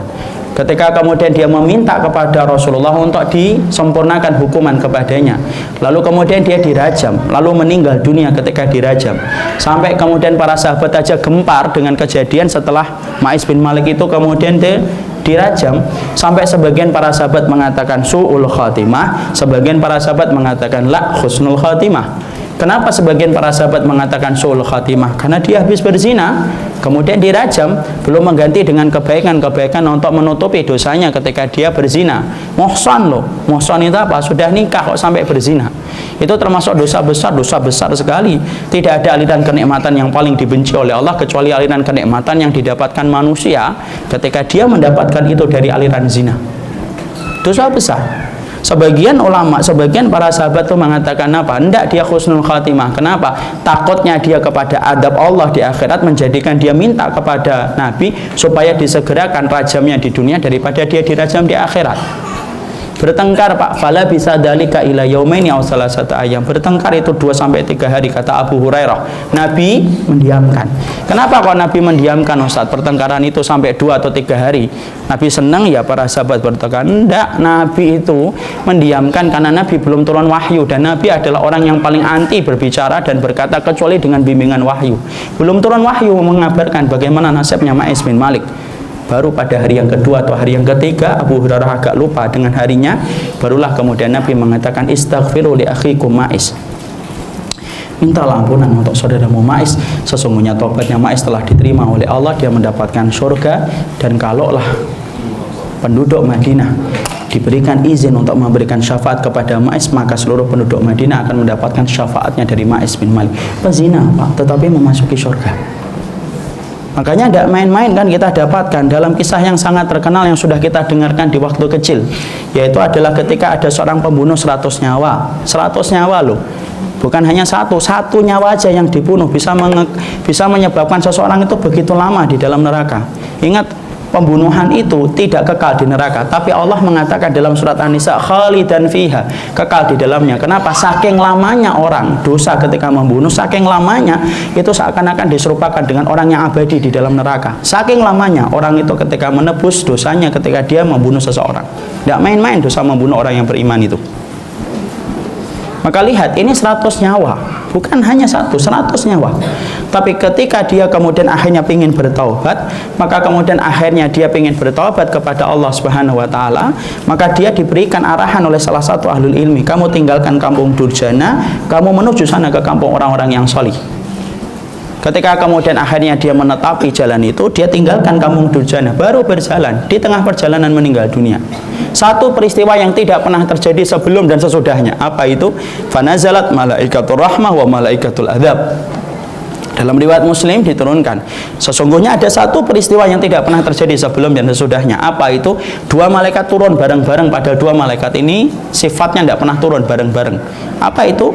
Malaikatur rahmah dan malaikatul adzab. Tidak pernah turun bareng-bareng, Pak. Malaikat dua ini turun berdasarkan kepada kondisi orang yang meninggal dunia. Kalau yang meninggal adalah orang yang fajir, yang datang malaikatul adzab. Tapi kalau yang meninggal adalah orang yang beriman, yang datang itu adalah malaikatur rahmah. Pada kasus ketika nyawa 100 nyawa ini terbunuh, maka dua-duanya turun. Fakhtalafat. Rasulullah mengatakan, bertengkar itu malaikatul rahmah dengan malaikatul adzab. Berdebat untuk kemudian siapa yang paling layak mengambil ruhnya. Di situ kita paham, yang ngambil nyawa dari jasad kita malaikat maut, tapi yang membawanya ke atas sampai dikembalikan lagi ke alam barzahnya itu bukan malaikat maut, tapi malaikatul rahmah kalau dia orang yang beriman, malaikatul adzab kalau dia adalah seorang pendosa. Maka kemudian bertengkar ini, karena malaikatul rahmah kemudian merasa dialah yang berhak untuk membawanya. Malaikatul adzab berkata, la innama huwa haqqi, dia itu bagianku, karena dia belum sampai ke kampung orang yang solih, belum nyampe. Karena sesungguhnya syaratnya taubat adalah nyampe, kemudian dia melakukan kebaikan bersama orang-orang yang solih di situ. Tapi terus lihat, kemudian Allah turunkan satu malaikat untuk menengahi dua malaikat itu. Malaikat yang ketiga yang dikirimkan oleh Allah berkata, oh subuh, mbok dihitung mana langkahnya yang lebih dekat. Ternyata dihitung, ternyata lebih dekat ke kampung orang yang solih. Lalu kemudian dimasukkan oleh Allah ke dalam surga. Tapi di situ, masya Allah, yang menarik adalah, tahukah Bapak, perbedaannya itu berapa langkah sih? Bukan sampai berkilo-kilo, bukan sampai berfarsah kalau dalam bahasa Arabnya, enggak. Hanya beberapa langkah lebih dekat ke kampung orang yang solih daripada ke kampung durjana. Hanya beberapa langkah tok. Tapi sudah cukup bagi Allah untuk memberikan pengampunan kepadanya, dan Allah masukkan ia ke surga ketika dia telah bertobat kepada Allah. Itulah tobat. Makanya kita mendapati Usairim bin Abdul Ashhal, seseorang yang seumur hidupnya Pak dipakai untuk memusuhi Allah dan Rasulnya. Ada seorang sahabat yang bernama Usairim bin Abdul Ashhal radhiyallahu anhu. Orang ini Pak belum pernah sholat, orang ini belum pernah puasa, orang ini belum pernah melakukan amalan-amalan ketaatan satupun sebagaimana kita yang mengamalkan sunnah. Tapi orang ini dikatakan oleh Abu Hurairah dari keterangan Rasulullah, dia itu penduduk surga walaupun belum pernah sujud. Bagaimana kisahnya Usairim bin Abdul Ashhal? Lalu kemudian beliau itu memusuhi Nabi, kemudian memusuhi para sahabat, sampai satu waktu akhirnya hidayah menembus hatinya, masuk Islam dan belum masuk waktunya sholat. Ketika akan melaksanakan sholat, maka para sahabat mengatakan, belum masuk waktunya sholat. Terus apa yang harus saya lakukan? Saat itu sedang ada jihad. Kemudian para sahabat berkata, berjihadlah sama Rasulullah SAW. Berjihad. Dalam peperangan itu beliau meninggal dunia. Ketika kemudian akhirnya dilihat oleh Rasulullah kemudian berkata kepada Abu Hurairah, inilah penduduk surga yang belum pernah menempelkan keningnya di atas tempat bumi, tapi Allah memasukkan ke surga. Makanya Abu Hurairah sering berkata kepada para tabi'in, kalian tahu nggak siapa penduduk surga? Tetapi belum pernah menempelkan keningnya di atas tanah. Para tabi'in diam karena tidak tahu kejadian itu. Maka Abu Hurairah berkata, dialah Usairim bin Abdul Ashhal, taubatnya menghapuskan jutaan waktu ketika dia bermaksiat, lalu kemudian ditebus dengan dia bersyahadat, lalu kemudian dia berjihad bersama Nabi, dan Allah hapuskan semua kesalahan itu ketika dia bertobat. Nah, inilah yang menjadikan akhirnya paham, Allah Pak tidak pernah nyari kita yang bersih dari dosa. Makanya maaf, jangan nyinyir sama pelaku dosa. Bisa jadi hari ini ada orang yang melakukan dosa, bisa jadi ketika dia meninggal dunia keadaannya lebih baik daripada kita. Jangan kemudian kita sering membanggakan diri, belum tentu juga kita akan istiqomah sampai kita kayak gini meninggal dunia. Kenapa? Masalah hati tidak ada yang tahu, karena yang menggenggam hati kita hanyalah Allah yang bersemayam di atas arsy-Nya. Tapi yang jelas Allah memuliakan betul orang yang senantiasa bertaubat ketika dia tahu bagaimana cara kembali kepada Allah. Dan cara kembali kepada Allah, ringankan beban kita dari dosa, begitulah cara yang terbaik ketika kita kembali kepada Allah. Makanya jangan sampai lebih parah daripada khimar. Khimar itu apa? Keledai. Imam Ibnu Qayyim itu cerita di dalam kitabnya. Ceritanya adalah khimar itu disebutkan oleh Allah dalam bentuk negatif. Ya, masalul ladzina hummilut taurata tsumma lam yahmiluha kamasalil khimari yahmil asfara. Orang yang membawa Taurat tetapi tidak mengamalkan itu sebagaimana himar yang kemudian membawa beban yang tidak bermanfaat untuknya. Suara yang paling jelek ketika ketawa itu suaranya keledai. Keledai selalu disebut dalam konotasi yang negatif. Tapi ternyata Imam Ibnu Qayyim itu memuji himar dalam satu perkara. Apa yang dipuji dari himar itu? Himar itu Pak, kalau kita bawa dari kandang, kita kemudian jarak kita bawa jauh dari kandang, kita biarin dia akan ngerti jalan pulang sendiri. Itu himar. Kalau bahasa kita kucing Pak. Kalau kucing itu kan kita bawa sampai muter kanan kiri ketemu pasar, pulang. Kita belum sampai rumah, kucingnya sudah di rumah. Itu kucing. Kalau dulu saya pernah buang kucing sama ibu saya, kemudian buang jauh Pak, sudah 3 kilo 4 kilo di pasar. Pulang ketemu teman, ngobrol sebentar. Pulang sampai di rumah ibu saya tanya, sudah dibuang kucingnya Nak? Sudah Bu. Di mana? Pasar sana. Yakin? Yakin. Kemudian buka aja pintu. Dibuka pintu, kucingnya sudah lagi mandi dia. Masya Allah. Itu kucing. Ternyata saya pengen ngambil himar itu sama kayak gitu. Apa sih maksudnya Ustaz? Maksudnya adalah kalau ada, kata Imam Ibnu Qayyim, itulah ulama melihat sesuatu apa yang luput dari apa yang kita pandang. Sampai kemudian Imam Ibnu Qayyim itu berkata, kalau ada orang tidak ngerti jalan balik dan tidak ngerti bagaimana jalan ke surga, berarti hakikatnya dia lebih bodoh dan lebih dungu daripada himar yang ngerti jalan pulang ketika dibawa kemana-mana. Inilah yang menjadikan kita ngerti, Masya Allah, berarti tobat itu dicintai oleh Allah. Iya. Makanya Masya Allah kita akhirnya ngerti bahwasanya inilah yang dicintai oleh Allah. Ana dan antum kalau ngelihat ulat kita sepakat ya, sebagian besar kalau kita ngelihat ulat itu kita sepakat jijik. Tapi ketika ulat itu mengalami metamorfosa, apa yang terjadi ketika ulat itu metamorfosa? Ulat itu ketika metamorfosa maka dia akan berubah menjadi kupu-kupu yang indah. Setiap orang senang ketika melihat kupu-kupu ketika indah warnanya. Kenapa? Mengalami metamorfosa. Itu ulat. Tapi tahukah kita ini punya sesuatu yang lebih dahsyat. Manusia dengan taubat, Masya Allah. Maka manusia itu yang asalnya hina, dina, tapi ketika dia telah bertobat kepada Allah, Masya Allah, hinanya manusia itu menjadi mulia di sisi Allah. Kapan? Ketika dia telah bertobat kepada Allah, dia menjadi manusia yang mulia di hadapan Allah karena banyaknya dosa ditebus dengan tobatnya kepada Allah Subhanahu wa Ta'ala. Inilah yang menjadikan akhirnya kita paham. Makanya tidak main-main, iblis itu paling tidak suka sama orang yang bertobat Pak. Makanya dikatakan di dalam Miftah dari Sa'adah, iblis itu punya banyak anak panah. Jadi anak panahnya iblis itu banyak. Ada panah tashkik. Tashkik itu apa? Membuat orang itu suka ragu-ragu. Ada panah kemudian nador. Panah nador itu panah pandangan. Ada panah itu apa? Al-rizikul haram, rezeki yang haram, dunia yang haram. Tapi dari semua anak panah yang paling disenangi oleh iblis itu apa? Yaitu panah yang disebut dengan taswifun. Taswif itu apa? Ta'jilut taubah. Yaitu adalah melambat-lambatkan taubat ketika dia itu ingin untuk membersihkan dirinya. Makanya akhirnya apa? Orang kalau sudah kena panah taswif, tidak ada tempat kecuali dia adalah menempati perasaan bersalah ketika dia dibangkitkan oleh Allah. Kenapa? Orang akhirnya banyak kena panah taswif. Kapan pakai jilbab? Nanti deh. Ketika sudah punya anak satu. Kapan pakai yang syar'i? Nanti deh, insya Allah. Kalau suami saya sudah syar'i juga. Ya. Dan kapan akan meninggalkan riba? Nanti insya Allah kalau rumahnya sudah kebayar. Kapan akan meninggalkan riba? Nanti kalau mobilnya sudah ketutup. Terus saja kayak gitu. Dan kita merasa nyaman dengan gitu. Kenapa kita merasa nyaman ketika kita dibuat taswif? Karena sesungguhnya itulah panah beracun yang disukai oleh iblis. Karena iblis itu paling tidak suka ketika manusia itu akan kembali kepada Allah. Maka dia tancapkan panah taswif di dalam hati yang lalai supaya manusia itu tidak gegas untuk bertobat kepada Allah. Inilah yang menjadikan akhirnya kita faham, Masya Allah, taubat itu merupakan perkara besar dalam kehidupan. Makanya Allah memberikan kepada kita banyak keutamaan yang Allah tidak berikan kecuali kepada orang yang bertaubat. Sekarang mari kita bahas, apa sih dahsyatnya taubat itu? Sebelum kita membahas bagaimana sih caranya kita bertaubat, karena ternyata kita juga banyak yang tidak tahu itu bagaimana caranya taubat itu kayak apa. Hanya orang yang bertobat hanya mengatakan tobat tetapi tidak ngerti aplikasi dalam tobat yang benar. Tapi sebelum kita membahas akhlak kita dalam tobat, karena pasti ada akhlaknya. Kita kemudian di kamar mandi ada akhlaknya, Apalagi kita meludah jadah akhlaknya, apalagi bertobat. Hati-hati loh meludah, jangan meludah ke arah kiblat. Kalau kita sering meludah ke arah kiblat, maka kemudian ludah itu akan kembali kepada kita di antara dua mata kita nanti pada waktu hari kiamat. Makanya kalau kemudian mau meludah, lihat dulu, ini baratnya mana, ini kiblatnya mana.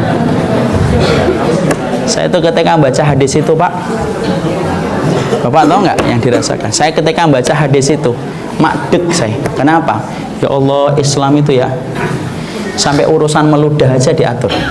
Urusan ludah itu banyak loh Pak dalam sunnah. Urusan ludah tidak boleh menghadap ke kiblat. Kemudian mimpi buruk kita disuruh meludah ke sebelah kiri, ya kan? Kemudian ketika kita sholat diganggu sama khinzib, setan yang mengganggu kita, disuruh meludah ke sebelah kiri. Tapi kalau kita sudah meludah sebelah kiri, hafalannya tidak balik, ya jangan salahkan setannya. Memang hafalannya yang rusak. Tapi masalah ludah itu detail banget. Nah, masalah ludah aja diatur, apalagi dalam masalah kita bertaubat. Karena banyak orang yang kadang-kadang tidak ngerti bagaimana cara bertaubat kepada Allah. Syekh Utsaimin lalu menyebutkan ada sekitar 12 keutamaan orang yang bertaubat, tapi kita tidak bahas semuanya. Nah, kalau kita bahas semuanya tidak akan cukup waktu yang kita miliki. Kita bahas 2 atau 3 saja supaya kita ngerti. Orang yang kemudian bertaubat lalu disampaikan oleh beliau yang pertama, yaitu adalah orang itu adalah orang yang dicintai oleh Allah dan akan menjadi orang yang beruntung. Itu orang yang bertaubat. Orang yang beruntung adalah orang yang salah satunya bertaubat. Bukan orang yang tidak punya dosa, tapi salah satunya orang yang bertaubat. Berarti kalau kita sepakat bahwasanya orang yang paling beruntung itu adalah orang yang bertaubat, berarti kita paham, berarti orang yang beruntung itu identik dengan dosa di masa lampaunya. Tapi jangan pernah berpikir, oh kalau gitu saya belum pernah melakukan dosa besar, Ustaz. Jangan. Tapi di situ kita memahami, Masya Allah, orang yang beruntung, kata Imam Syekh Utsaimin, adalah orang yang bertaubat. Sampai kemudian disampaikan oleh beliau di dalam surat An-Nur 31, wa tubu ilallahi jami'an ayyuhal mu'minun la'allakum tuflihun. Maka kemudian dikatakan oleh beliau, oleh Allah Subhanahu wa taala, bertobatlah kamu semuanya wahai orang yang beriman, semoga kamu itu beruntung. Bukan kamu itu beruntung. Kenapa? Keberuntungan itu menyertai orang yang bertaubat. Kita ambil contoh yang gampang, Pak. Berapa banyak ulama yang mereka bertaubat, setelah mereka bertaubat justru mereka dimuliakan oleh Allah daripada dulu ketika mereka belum bertaubat. Sebut saja ulama siapa? Malik bin Dinar. Malik bin Dinar itu adalah pecandu khamr asalnya. Kapan dia kemudian berubah? Kapan dia itu berubah? Ketika berubah adalah ketika anaknya itu meninggal dunia. Kemudian dia makin tenggelam dengan minuman khamr yang beliau tenggak setiap malamnya. Satu waktu dia bermimpi berjumpa dengan putranya. Di dalam mimpinya putranya itu membiarkan dia dikejar oleh ular yang begitu besar. Sampai kemudian bapaknya ngomong sama anaknya, "Nak, kamu kok tega sekali meninggalkan bapak dikejar ular yang begitu besar padahal kamu mampu untuk menyelamatkan bapak." Anaknya berkata dalam mimpinya Malik bin Dinar, "Itu adalah minuman yang kamu tenggak setiap harinya wahai ayahku." Bangun, Pak. Tapi Masya Allah, ketika bangun apa yang terjadi? Malik bin Dinar menyesal.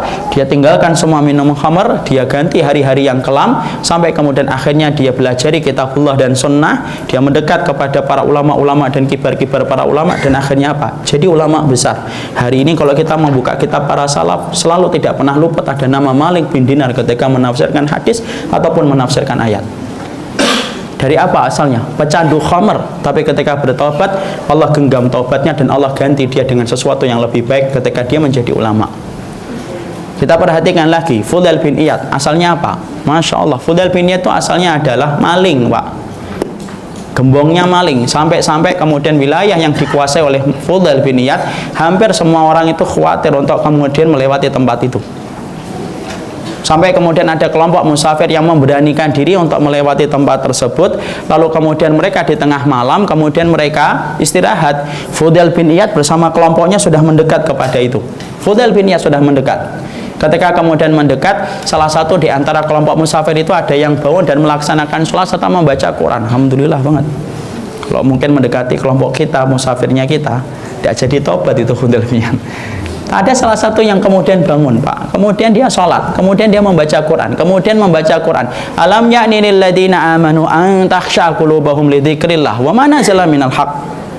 Apakah belum saatnya orang itu kembali kepada Allah untuk mengkhusyukkan hatinya, menerima kebenaran yang disampaikan oleh Allah?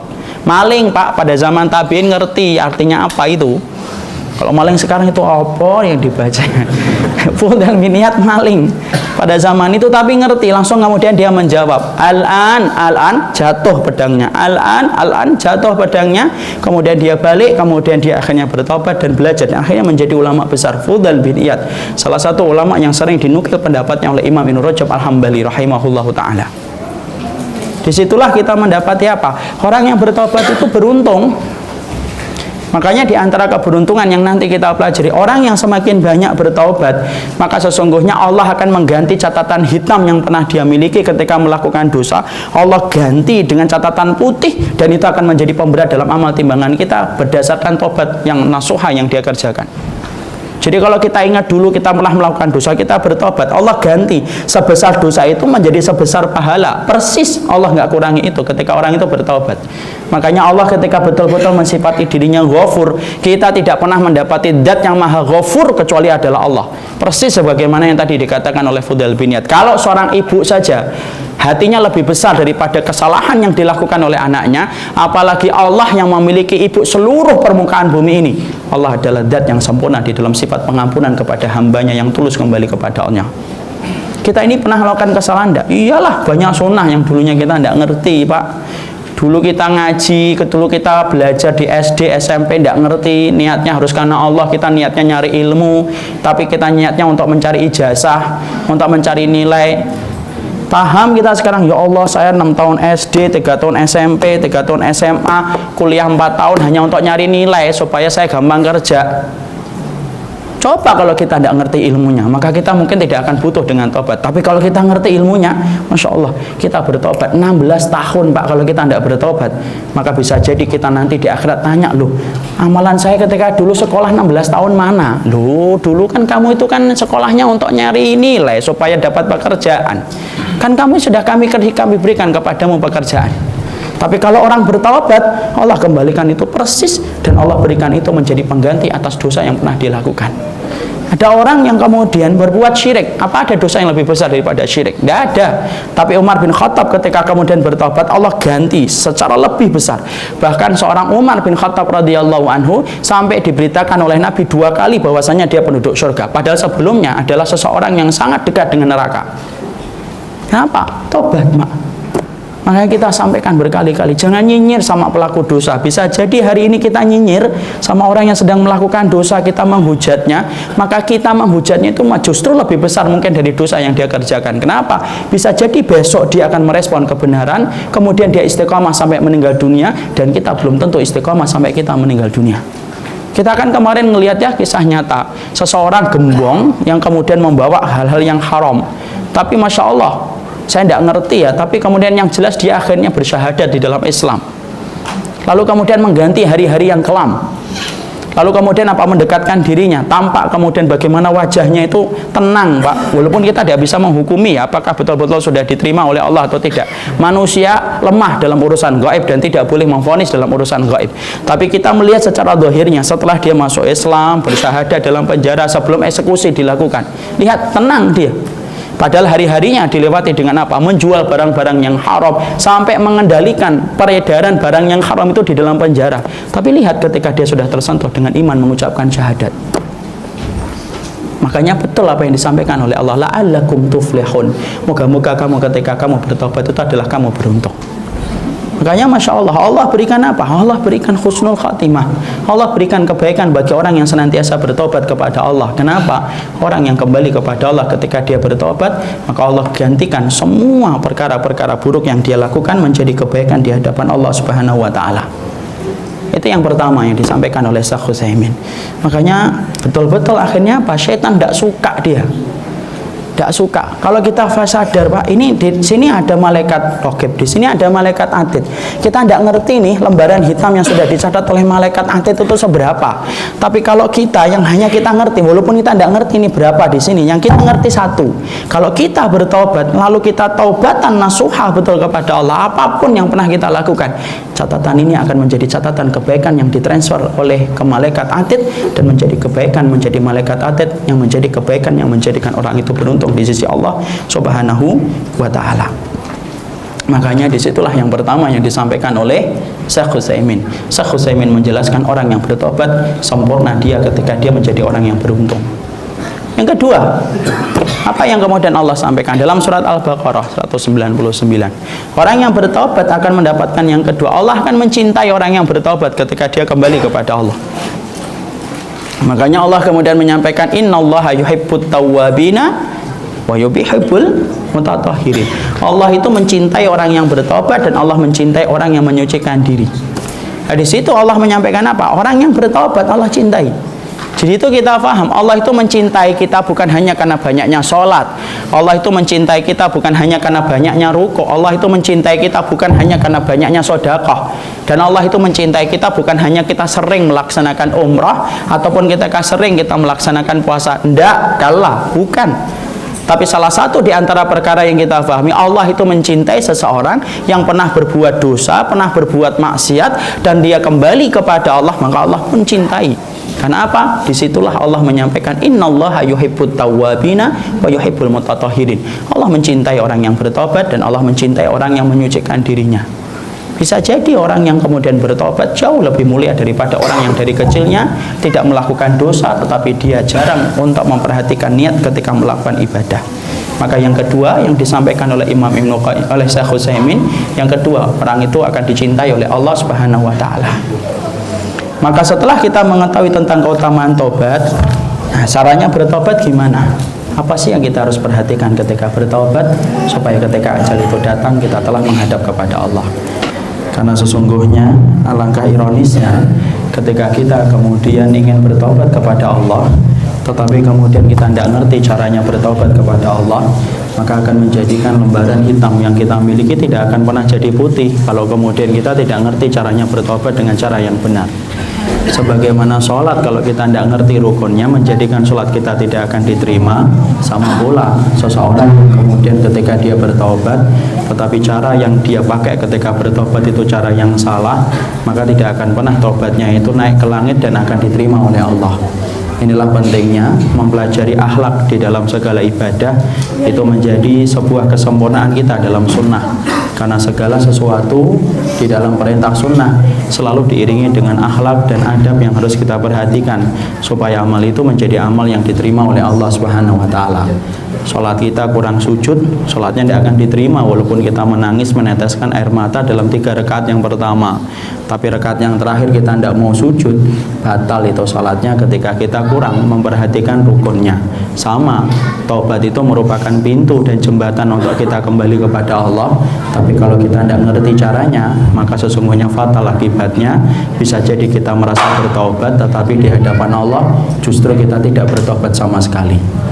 Inilah yang kemudian kita pahami bagaimana caranya para salaf itu menerangkan kepada kita cara kita bertobat kepada Allah. Setelah kita paham, Masya Allah, Allah itu sempurna di dalam sifat ampunannya, maka kita harus berusaha pahamilah adab dan akhlak ketika kita bertaubat. Maka kemudian di dalam kitab Mawsu'atul Adab Al-Islamiyah Al-Muratabah ala Hurufil Hijaiyah kemudian dibahas bagaimana caranya untuk yang bertobat itu. Maka yang pertama, yang paling penting adalah orang bertobat itu tidak akan diterima oleh Allah sampai dia memurnikan akidahnya dulu. Karena kalau kemudian dia tidak murni akidahnya, maka taubatnya tidak akan pernah diterima oleh Allah. Karena sesungguhnya taubat yang diiringi dengan kesyirikan itu menghapuskan taubatnya sebagaimana hujan menghapuskan kemarau. Tidak ada sisanya di sisi Allah ketika dia tidak bertobat dari kesyirikan dulu. Makanya beberapa waktu yang lalu itu saya pernah mendapati satu kejadian nyata. Ada seorang bapak dan ibu datang ke rumah kemudian menyampaikan tentang sebuah kondisi tentang kakek mereka dan nenek mereka, di mana kakek mereka dalam posisi nazak tapi tidak kunjung meninggal. Padahal nazaknya sudah berhari-hari, lalu kemudian tidak meninggal nazak. Lalu kemudian saya tanya sama bapaknya, Bapak paham apa tentang maknanya nazak? Belum. Jangan sampai Bapak mengatakan nazak tapi sebenarnya belum nazak. Oh saya paham Ustaz, kan Ustaz dulu pernah nerangin apa kondisinya yang menjadikan Bapak yakin bahwasanya dia telah nazak. kakek saya itu Ustadz sudah tidak sadar dengan kondisi, tidak merespon setiap ucapan, dan betul-betul matanya ngelihat ke atas. Itulah diantara tanda-tanda seseorang itu naza yang disampaikan oleh para ulama. Makanya Pak, kalau kita mendapati ada anggota keluarga sudah ngelihat ke atas gini, kemudian dia tidak sadar dengan kondisi sekitar, kemudian kita berikan omongan, kemudian dia tidak merespon omongan, itu berarti naza. Itu naza. Maka saat itu adalah proses yang sangat genting ketika orang berada di alam, ketika orang itu di pada gerbang antara dunia dengan alam barzahnya. Kalau ada yang nangis suruh keluar, jangan kemudian di situ. Kenapa memberatkan orang ketika nazaknya itu? Yang ada di situ hanya satu yang betul-betul akan mentalkinnya dengan ucapan la ilaha illallah. Maka ternyata sudah beberapa hari lalu kemudian tidak meninggal. Saya cuma merasakan itu kayak apa beratnya, karena sakaratul maut itu beratnya luar biasa. Bapak tahu ya kenapa kok dinamakan sakarat? Sakarat itu artinya kepedihan dan keperihan. Al-maut itu kematian. Artinya apa sih sakaratul maut? Kesakitan berlapis-lapis yang dirasakan sebelum orang itu dinyatakan mati. Dan semua orang itu merasakan, kecuali satu yang tidak merasakan, yaitu orang yang mati syahid.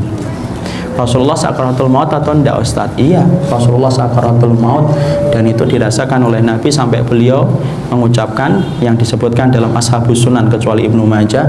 Rasulullah mengatakan, Allahumma inna lil mauti la sakaratun. Ya Allah, wahai Aisyah, kamu harus paham ya, ternyata setiap kematian itu punya rasa perihnya sebelum kematian itu tiba. Dan itu diucapkan oleh Nabi. Dan kita harus paham, Imam Qurtubi menyampaikan sakaratul mautnya Nabi 2 kali sakaratul mautnya orang biasa. Itu sakaratul mautnya Nabi. Kenapa sakaratul mautnya Nabi 2 kali sakaratul mautnya kita, Pak? Jangan seudon macam-macam. Imam Qurtubi menjelaskan karena sakaratul mautnya Nabi dijadikan 2 kali lipat karena Allah ingin memberikan puncak kesabaran kepada Rasul supaya Nabi merasakan puncak nikmatnya dalam kehidupan di surga ketika beliau menjadi pemimpin penduduk surga. Itu Rasul. Itu Nabi. Makanya kemudian nazaknya sampai beberapa hari. Kemudian saya ketika diceritakan tentang indikator bahwasanya dia betul-betul nazak, saya kaget. Sudah beberapa hari Ustaz tidak meninggal. Matanya ngelihat ke atas saja. Lalu kemudian saya mencoba untuk meraba-raba apa sih kemungkinannya. Kemudian saya tanya, kakeknya suka melakukan hal-hal yang syirik enggak, akhi? Kemudian barulah terungkap, iya Ustadz, kakek saya ini ternyata penyimpan barang ini, barang itu, dikeramatkan, diagungkan, dan kemudian disucikan layaknya memperlakukan manusia. Waduh, kalau sudah kayak gitu akhirnya susah saya akhirnya, insya Allah. Kemudian saya bilang, saya tidak bisa datang karena qadarullah tidak bisa. Saya akan berikan seseorang yang kemudian biasa untuk meruqyah, dia paham tentang meruqyah yang syar'i, terbiasa dengan hal yang semacam ini. Sampai akhirnya diberikan itu, kemudian akhirnya beliau bisa membantu. Beberapa waktu setelahnya saya bertemu dengan Ustadz itu. Saya tanya, Ustadz kemarin jadi ketemu? Jadi Ustadz, jadi kemudian membersihkan. Iya, Masya Allah barang-barangnya banyak banget Ustadz. Dan ternyata akhirnya Pak, susah untuk meninggal dunia, kesulitan untuk meninggal dunia, sampai akhirnya semua barang-barang itu dihancurkan. Dengan takdir Allah barulah dia menutup mata meninggal dunia. Makanya saya ingat kepada apa yang pernah disampaikan oleh Rasulullah SAW ketika beliau pernah melihat seorang sahabat memakai kalung yang di dalamnya itu ada sihirnya. Nabi itu sampai berkata tegas, inzaha, lepas, cabut. Fa'in muta ala dalika ma'aflah ta'abadan. Sampai kamu mati bahwa itu, kata Rasulullah tegas, sampai kamu mati bahwa itu ma'aflah ta'abadan, kamu tidak akan pernah beruntung selama-lamanya kalau kamu membawa barang itu. Disitulah kita mengetahui, Masya Allah, jangan remehkan kesyirikan. Kesyirikan itu menghancurkan taubat. Tidak akan diterima taubat seseorang sampai dia memurnikan ibadahnya hanya kepada Allah semata. Kisah tadi pembunuh 100 nyawa, kenapa diterima? Karena dia membunuh sampai 100 tetapi tidak mencampurkan imannya dengan kesyirikan. Kenapa Ma'is bin Malik diterima? Karena dia tidak mencampurkan kesyirikan itu dengan dosanya. Makanya dosanya berzina walaupun sudah nikah, dia membunuh sampai 100 nyawa, tetap diampuni oleh Allah karena ampunan Allah lebih besar daripada dosa yang dilakukan oleh manusia. Inilah yang menjadikan akhirnya kita paham beriman itu harus benar. Makanya saya wanti-wanti betul antum dan saya, anak dan antum harus belajar akidah dan tauhid itu harusnya dari halaman pertama sampai halaman yang terakhir itu selesai. Jangan hanya asyik belajar tentang tazkiyatun nufus, fikih, kemudian kita belajar tentang keluarga sakinah, mawaddah dan warahmah, tetapi lupa tentang masalah-masalah yang sifatnya penting, yaitu adalah tentang tauhid. Jangan sampai kita merasa paham tetapi tauhid kita masih rusak, padahal syarat pertama diterimanya taubat adalah ketika iman kita tidak tercampur dengan kesyirikan dan kekufuran. Itu yang pertama. Yang kedua, yang dikatakan oleh beliau, oleh para ulama, yang ketiga yang bertobat, yaitu adalah ikhlaskan niat kita tobat itu karena Allah. Kenapa harus kemudian ikhlaskan niat karena Allah? Karena banyak orang yang tobat itu niatnya macam-macam, Pak. Ada orang yang bertobat karena mentok, sudah tidak ada duit, akhirnya dia bertobat. Tumben kamu tidak judi ya, habis uangnya, tuh kan? Bukan karena kemudian dia pengen bertobat. Kenapa? Karena sesungguhnya duitnya habis. Tumben tidak minum, iya, duitnya habis kok, mah gimana mau beli minum? Akhirnya dioplos, ya kan? Akhirnya lewat. Ya, artinya ada banyak orang yang bertobat itu bukan karena Allah. Ada orang yang bertobat karena ketahuan baru bertobat. Kenapa kamu tobat? Iya, ketahuan, malu. Nah, itu bukan karena Allah. Segala macam niatan yang dimiliki oleh manusia ketika bertobat, diniatkan itu tobatnya bukan karena Allah. Ingat, segala sesuatu yang diniatkan bukan karena Allah, maka dia tidak akan kuat untuk istiqomah di atas jalan itu. Dan saya ingatkan pula bahwasanya tobat itu tidak gampang. Kenapa? Karena banyak orang yang ketika mereka bertobat, justru ujian hidupnya dimulai ketika dia bertobat. Berapa banyak Pak orang yang sehat saja ketika minum khamar, tapi ketika dia berhenti dari minum khamarnya, batuk-batuk sampai ngeluarin darah. Berapa banyak orang yang kemudian ketika ngerokok sehat-sehat aja, mampu lari 10 kilo, tapi ketika berhenti dari rokok 2 kilo mau muntah-muntah dia. Kenapa? Ujian itu justru dimulai ketika orang itu bertaubat. Kenapa? Karena sesungguhnya Allah itu pengen tahu sampai seberapa besar jujurnya kita dalam taubat. Karena banyak orang yang bertobat tapi dia berdusta dalam taubatnya kepada Allah ketika dia niatkan itu bukan karena Allah. Makanya niat yang benar itu apa? Kita ingat perkataan Imam Malik, idza kana lillahi fahuwa abqa. Apapun yang diniatkan karena Allah itulah yang akan abadi. Sama, kalau kita meniatkan taubat kita kepada Allah, kalau kita tidak niatkan karena Allah, susah. Berapa banyak orang yang meninggalkan riba karena tidak kuat ujian yang dia dapatkan setelah meninggalkan riba, balik lagi dia mencicipi riba. Kenapa? Tidak kuat dengan ujian yang dia rasakan ketika dia meninggalkan itu. Berapa banyak laki-laki yang terfitnah dengan wajahnya yang tampan dan wanita yang terfitnah dengan wajahnya yang cantik, kemudian lama dia meninggalkan itu, tidak kuat, akhirnya dia tergiur lagi melakukan perkara jahiliyah. Kenapa? Ujian itu justru dimulai ketika orang mengatakan saya tobat ya Allah. Disitulah itu ujian itu akan datang. Makanya dibutuhkan apa? Dibutuhkan satu, niatan yang tulus karena Allah, karena itulah yang akan membantunya untuk istiqomah. Imam Malik sampai berkata, idza kana lillahi fahuwa abqa. Apapun yang diniatkan karena Allah itulah yang akan abadi. Dan Allah adalah zat yang tidak pernah punya hajat untuk menerima taubatnya manusia ketika taubat itu bukan karena Allah. Apalagi kalau cuma karena ketahuan orang, tidak akan Allah terima. Dan saya ingatkan, kalau ada dosa Pak sampai kelihatan, itu pastikan dosa itu, kata Ibnu Umar radhiyallahu anhu, tidak dilakukan sekali. Karena apa? Allah itu bersifat satar. Allah itu bersifat satar. Tahu satar? Satar itu maha menilai, maha menutup tirai. Jadi kalau ada orang yang melakukan dosa, Allah itu maha menutup, Pak. Itu salah satu sifatnya Allah. Makanya kalau ada orang yang baru melakukan dosa sekali, 2 kali, Allah tutup. Kenapa? Allah itu satar. Allah itu satar. Makanya saking rahmatnya Allah kepada kita, Allah jadikan bahwasanya dosa kita tidak ngeluarin bau, tapi kentut kita ngeluarin bau. Padahal yang paling layak ngeluarin bau itu adalah dosa kita. Ya, makanya sampai ada perkataan salaf, lau alimu alayya minad dunubi la rajamuni bil hijarah. Kalau ada orang yang sampai ngerti gimana dosaku ketika ngeluarin bau, maka pasti mereka akan melempari aku dengan batu. Tapi saking besarnya rahmat Allah, Allah itu menjadikan kita kalau punya dosa, Pak, ditutupi sama Allah dan tidak bau. Bahkan sampai kita kalau melihat saudara kita berbuat dosa, walaupun kita dosanya sama Allah, Allah perintahkan kita yang melihat dosa itu nutupin itu supaya kita ditutup oleh Allah kelak pada waktu hari kiamat. Coba, kurang sempurnanya apa Allah dalam rahmatnya kepada hamba yang beriman? Tidak ada yang ngalahin rahmatnya Allah bagi orang yang beriman.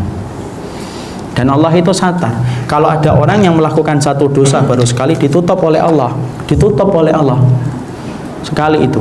Kalau kemudian dia 2 kali, 3 kali, 4 kali sampai dia menjadi muta'ati bidzunubi wal ma'asi. Muta'ati itu dia kecanduan dengan dosanya, Allah cabut tirainya, Allah perlihatkan dosanya dilihat oleh banyak manusia, barulah itu terlihat.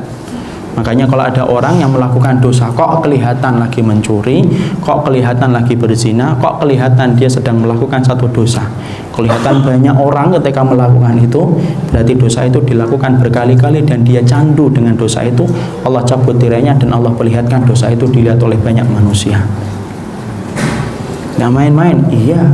Kenapa? Kalau hanya sekali, Pak, ditutup sama Allah, dan Allah ingin supaya kita tertutupi. Tapi kalau sampai berkali-kali Allah cabut. Makanya hati-hati sama kecanduan dosa. Karena orang yang kecanduan dosa itu tidak dibiarkan oleh Allah. Jangan pernah merasa aman dari makarnya Allah. Jangan pernah merasa aman dari makarnya Allah. Apa artinya, Ustaz? Bahwasanya setiap dosa itu pasti akan mengundang sebuah hukuman atas apa yang kita lakukan ketika berdosa sama Allah. Ya, makanya ada orang ketahuan berzina, dia ngomong ini baru sekali kok, tidak bisa, susah memahaminya. Kenapa? Ibnu Umar yang menyampaikan, kalau ada dosa kok sampai kelihatan orang gitu, itu pasti berkali-kali, karena Allah akan cabut tirai yang menutup dirinya. Ada orang minum congyang, apa itu? Tahu congyang ya? Congyang itu minum oplosan itu loh. Dan tidak punya duit itu kan harusnya taubat ya. Ini tidak punya duit, dioplos dengan autan, ya lewat lah, autan dicoplos. Kemudian temannya ngomong, enggak kok, kami baru sekali kok. Dosa baru sekali sampai dimatikan oleh Allah dalam keadaan dosa, tidak mungkin. Allah itu ghafur, Pak. Kalau baru melakukan sekali, Allah tidak mungkin langsung menghukum orang itu dengan dosa ketika dimatikan dalam dosa itu. Tidak, Allah tidak mungkin menghukum orang sampai mati dimatikan dosa hanya karena baru satu dosa. Kenapa? Karena Allah itu ghafur wa yaqbalu taubah, dan Allah itu menerima taubat. Allah tunggu dulu sampai dia bertaubat. Tapi kalau sampai ada orang minum minuman sampai dia mati, biasanya di daerah-daerah pesisir itu, kalau habis Idul Fitri sudah puasa, tidak mungkin tapi kemudian minum kayak gitu, mati misalkan, maka tidak bisa dia sekali 2 kali kayak gitu. Itu pasti berkali-kali sampai Allah campakkan dosa itu kepadanya dan Allah tutup hari dia dengan su'ul khatimah. Makanya Masya Allah, disinilah kita paham bahwasanya kita kembali. Taubat itu harus betul-betul karena Allah, dan banyak orang yang bertaubat itu bukan karena Allah. Mentok ketika usahanya sudah hancur-hancuran baru bertaubat. Udahlah, saatnya balik ini sama Allah, sudah bisa-bisan loh. Dia nggak kemudian meniatkan karena Allah, tapi dia kemudian bertobat karena dia mendapati hartanya sudah habis-habisan. Kemudian dari bertobat, tidak akan diterima segala sesuatu yang diniatkan bukan karena Allah. Karena zat yang paling detail mengurus masalah hati adalah Allah, dan Allah paling ngerti bagaimana niat yang tersembul di dalam hati kita masing-masing. Karena Allah lah yang mengerti bagaimana kondisi hati ketika bicara. Makanya orang kalau bertobat niatkan karena Allah, dan ujiannya berat.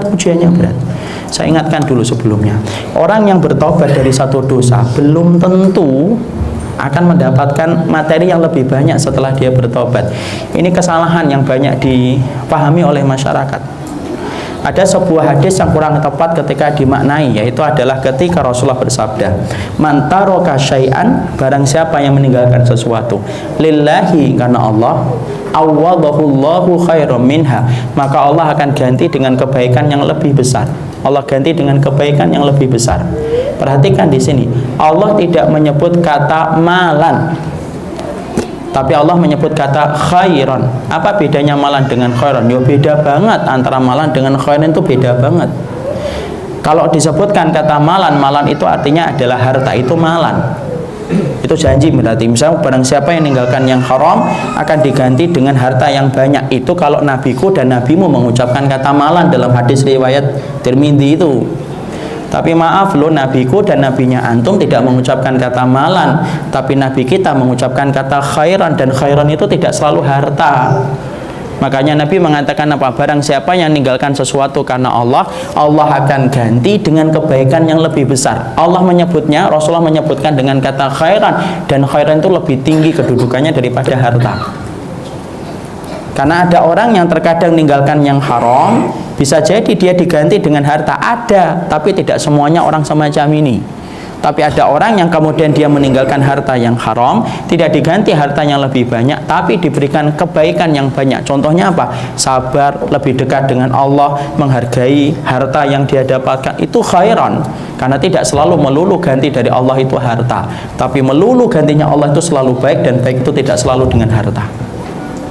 Ya, saya ambilkan kisah dua yang saya lihat langsung dan saya lihat di televisi dakwah. Yang pertama saya lihat di Wisol TV. Saya pernah lihat di Wisol TV ada seorang ibu-ibu yang dulunya kerjanya desainer. Kemudian dia bertobat meninggalkan apa yang dia desain itu. Ketika dia meninggalkan apa yang dia desain, dia berubah. Dia kemudian beralih kepada pengusaha muslim, pengusaha hijab-hijab yang syar'i. Ketika Masya Allah dia telah berpindah dan bertobat dari dosanya yang sebelumnya. Perhatikan, Allah mengganti dengan yang lebih banyak.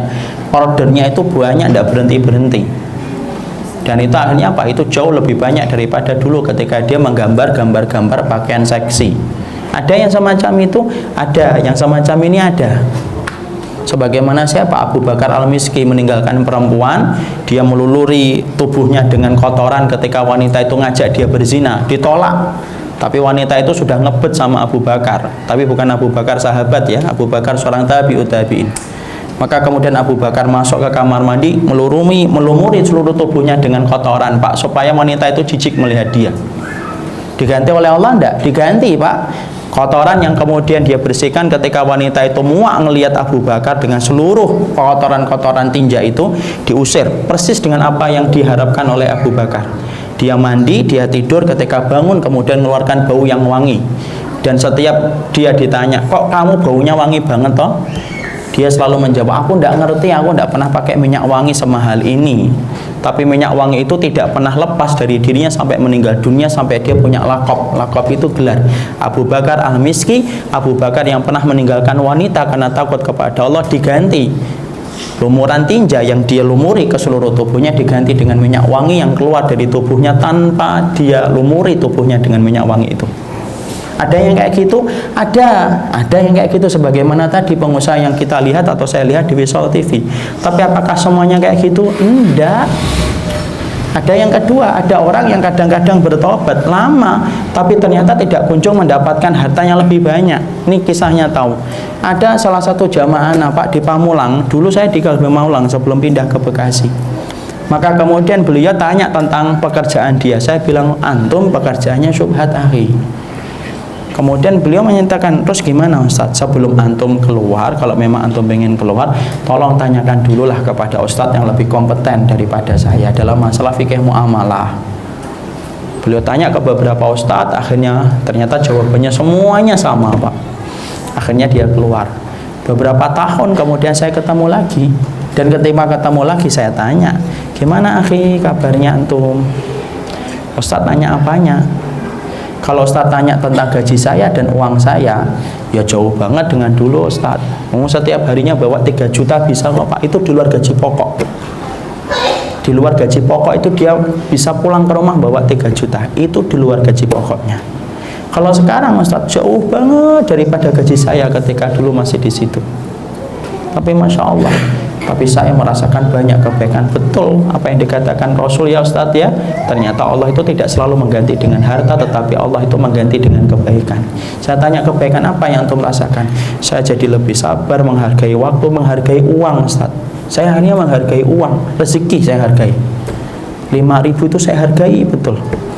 Dulu Ustadz, Masya Allah, uang 100.000, 200.000 sampai 1 juta di kantong pun saya tidak terlalu menghargai. Kenapa? Saking gampangnya saya mendapatkan harta. Tapi setelah Allah ambil beberapa harta saya, Masya Allah, ternyata saya menghargai setiap harta yang masuk ke kantong saya walaupun cuma 5.000. Pak, orang itu kalau menghargai duit dengan rasa syukur itu susah loh Pak. Ada orang Pak, ibu-ibu hanya ngelihat 10.000 saja, Masya Allah, hanya ngelihat dapat 10.000 itu syukurnya luar biasa. Tapi kita kadang-kadang Masya Allah dapat 1 juta atau dapat 50.000, 100.000 terasa biasa. Kenapa? Sudah tidak ada qanaah di dalam hati saya, di hati kita. Makanya saya pernah itu dapat di Jogja, saya pernah ngasih sama pengemis 10.000. Saya bukan bermaksud membuka, ini hanya mendapatkan pelajaran dari beliau. Saya kasih 10.000 Pak. Dia ngomong sama saya, ibu-ibu itu di Jogja, Ustadz ini Pak ini enggak kebanyakan. Enggak Bu, itu pas lampu merah. Pak ini kebanyakan Pak. Enggak Bu, insya Allah enggak, buat ibu aja. Bener Pak, iya. Ya Allah, dicium Pak uang itu, syukur berkaca-kaca wajahnya. Mau saya berhenti, saya mau ngobrol gitu, tapi qadarullah mayasya, lampu merah, saya terseret dengan arus. Di spion itu saya lihat, Masya Allah, senengnya gitu. Dicium itu 10.000 itu. Mungkin kalau dia ngerti sunnah, mungkin juga sujud syukur kali. Tapi di situ kita paham, Masya Allah ya, di antara kenikmatan kita dalam harta itu apa? Ketika kita mampu bersyukur kepada sedikitnya harta. Makanya Ali bin Abi Thalib pernah ditanya, apa itu definisi takwa? Definisi takwa itu adalah ketika punya 4. Kamu pertama, bertambahnya takut kepada Allah, al-khawfu minal jalil. Yang kedua, al-amalu bitanjil, kamu kalau beramal sesuai dengan ilmu. Yang ketiga, al-qanaatu bil qalil, kamu jadi orang yang qanaah hatimu terhadap sedikitnya rezeki. Dan itu yang beliau rasakan, Pak. Jadi gajinya beliau dibandingkan gaji 4 tahun yang lalu itu jauh banget. Tapi ternyata dia mengatakan, saya tetap merasakan kebaikan yang banyak Ustaz, dan saya tidak pernah tertarik lagi untuk kembali. Walaupun dulu itu menggiurkan, setiap harinya bisa membawa 3 juta lebih, tapi banyak sekali hal yang tidak bisa saya rasakan kenikmatan sebagaimana saya merasakan kenikmatan hari ini. Nah, ingin yang saya sampaikan itu apa? Sama ini. Jadi kalau kita misalkan tiba-tiba ilmu ini mewajibkan kita untuk mengkoreksi diri kita, tidak semuanya gampang. Tidak semuanya gampang. Karena apa? Gampang. Karena sesungguhnya pasti kita akan diuji oleh Allah. Dan tidak ada ujian kecuali ujian yang Allah tetapkan. Ketika kemudian kita bertobat kepada Allah, Allah pasti uji. Kenapa? Allah ingin membedakan mana taubatul shadiqin dan mana taubatul kadzibin. Allah itu ingin untuk membedakan itu saja. Taubatul shadiqin adalah taubatnya orang yang jujur sama Allah, dan taubatul kadzibin adalah taubatnya orang-orang yang kemudian dia itu berdusta kepada Allah. Karena banyak orang yang jujur ketika dia bertobat tetapi tidak jujur dengan ujian setelah dia bertobat. Saya ulangi lagi, banyak orang yang mereka jujur ketika bertaubat, tapi dia tidak jujur ketika menghadapi setiap ujian yang dia dapatkan ketika dia diuji oleh Allah. Apa akhirnya? Dia lepaskan iman, dia ambil kembali perkara jahiliyah ketika dia sudah merasakan nikmatnya taubat yang sebelumnya karena tidak kuat dengan ujian yang dia rasakan. Inilah yang menjadikan kita paham, tidak gampang orang yang kemudian bertaubat. Kenapa diperlukan niat yang betul-betul tulus karena Allah? Karena sesungguhnya ketika dia bertaubat, Masya Allah, Allah akan uji, dan ujiannya lebih banyak daripada sebelum dia bertaubat. Ya, makanya bapak saya dulu cerita ketika pertama kali berusaha untuk ninggalin rokok. Kalau dulu nggak ngerokok itu, kalau ngerokok sehat, bisa lari itu, bisa kemana-mana. Tapi setelah ninggalin rokok sampai setengah tahun itu jalan aja ngos-ngosan gitu. Padahal justru ninggalin. Kenapa kayak gitu? Ya itulah ujian yang Allah berikan kepada orang yang ketika akan bertobat, supaya Allah bedakan mana yang jujur dan mana yang berdusta. Itu yang pertama. Jadi ketika kemudian bertobat, niatnya betul-betul karena Allah Subhanahu wa ta'ala. Diniatkan itu karena Allah. Itu yang kedua. Yang ketiga, di dalam kita bertobat, maka jangan sekali-kali ketika kita bertobat itu menceritakan apa yang telah menjadi dosa kita. Ini tidak boleh kalau bertobat. Karena apa? Karena salah satu di antara orang yang sulit untuk dimaafkan oleh Allah yaitu adalah orang yang berpredikat mujahirin. Jadi orang yang sulit untuk kemudian dimaafkan oleh Allah, orang yang berpredikat mujahirin, bukan muhajirin ya. Kalau muhajirin orang yang hijrah, mujahirin itu siapa? Orang-orang yang mereka itu ketika telah melakukan dosa ditutup oleh Allah dosa itu, tapi kemudian dia kembali membuka dosa yang telah ditutup oleh Allah. Tidak usah lah, tidak usah. Karena apa? Karena kita ingin supaya dimaafkan, dan Rabb yang kita harapkan taubatnya, ampunannya. Rabb yang tidak suka kalau kita ini sudah ditutup oleh Allah kemudian kita membuka dosa kita. Makanya kemudian termasuk mujahirin itu apa? Orang yang melakukan dosa di masa lampau, kemudian dia bertaubat, kemudian dia ceritakan kembali dosa yang pernah dilakukan. Itu Allah tidak senang. Kadang-kadang kan kita suka cerita, refleks, cerita dulu saya begini, tidak usah lah. Tidak usah. Biasanya kemudian ketika acara-acara apa itu, reuni, kadang-kadang tanpa sadar kita sering cerita dosa-dosa kita. Dulu itu, siapa itu? Cem-ceman kamu tuh, nah kayak gitu. Tidak boleh itu. Walaupun kemudian sifatnya hanya untuk cerita. Dulu kan kamu sering bolos. Tidak usah, itu yang ringan-ringan Pak. Dosa-dosa lebih besar lagi tidak perlu cerita. Apalagi sampai cerita sama anak. Apalagi sama anak. Tidak usah lah. gini-gini bapak itu masya Allah master nak, banyak orang yang jadi korbannya bapak. Ibumu itu salah satunya korbannya bapak. Tidak usah cerita itu. Allah sudah nutup, kalau sudah ditutup oleh Allah itu tidak usah dibuka kembali. Kenapa? Allah paling benci orang yang sudah ditutup oleh Allah dosanya kemudian dia menceritakan dosa itu. Gimana Ustadz kalau niatnya dakwah? Kita kembalikan, dakwah itu tidak menurut selera pribadi, tapi dakwah itu sesuai dengan apa yang dititahkan oleh Rasulullah Sallallahu Alaihi Wasallam. Rasul dan para sahabat, pernah nggak kita mendapati para sahabat menceritakan dosanya yang telah lalu? Tidak pernah. Dakwah itu cukup dengan kitabullah, aqwalul qala Allah wa qala Rasul. Dakwah itu cukup menyampaikan perkataan Allah, perkataan Rasul, Pak. Kalau datang dari hati akan nembus ke hati. Cukup itu. Tidak perlu kita nambahin sesuatu yang sifatnya dibenci oleh Allah. Kan tujuannya baik, betul. Mungkin tujuan antum baik, tujuan saya baik. Tapi ada sebuah kaidah yang kita harus pahami. Apa itu? Al-ghayatu la tubarirul wasilah. Tujuan itu tidak boleh menghalalkan segala macam cara. Walaupun niat kita itu menjadikan orang itu bertobat, tidak boleh segala macam cara. Ya, kemudian dikumpulkan dalam satu ruangan, disuruh berpelukan laki dan perempuan supaya kita menyesali dosa-dosa kita, kemudian dibuat dengan nada-nada yang sifatnya mengaduk-ngaduk perasaan kita. Nggak usah gitu, nggak usah gitu. Kita pelajari sebentar, apa sih yang kita harus perhatikan ketika bertaubat supaya ketika ajal itu datang kita telah menghadap kepada Allah. Subhanakallahumma wa bihamdika asyhadu an la ilaha illa anta astaghfiruka wa atubu ilaika. Subhanakallah. Assalamualaikum warahmatullahi wabarakatuh.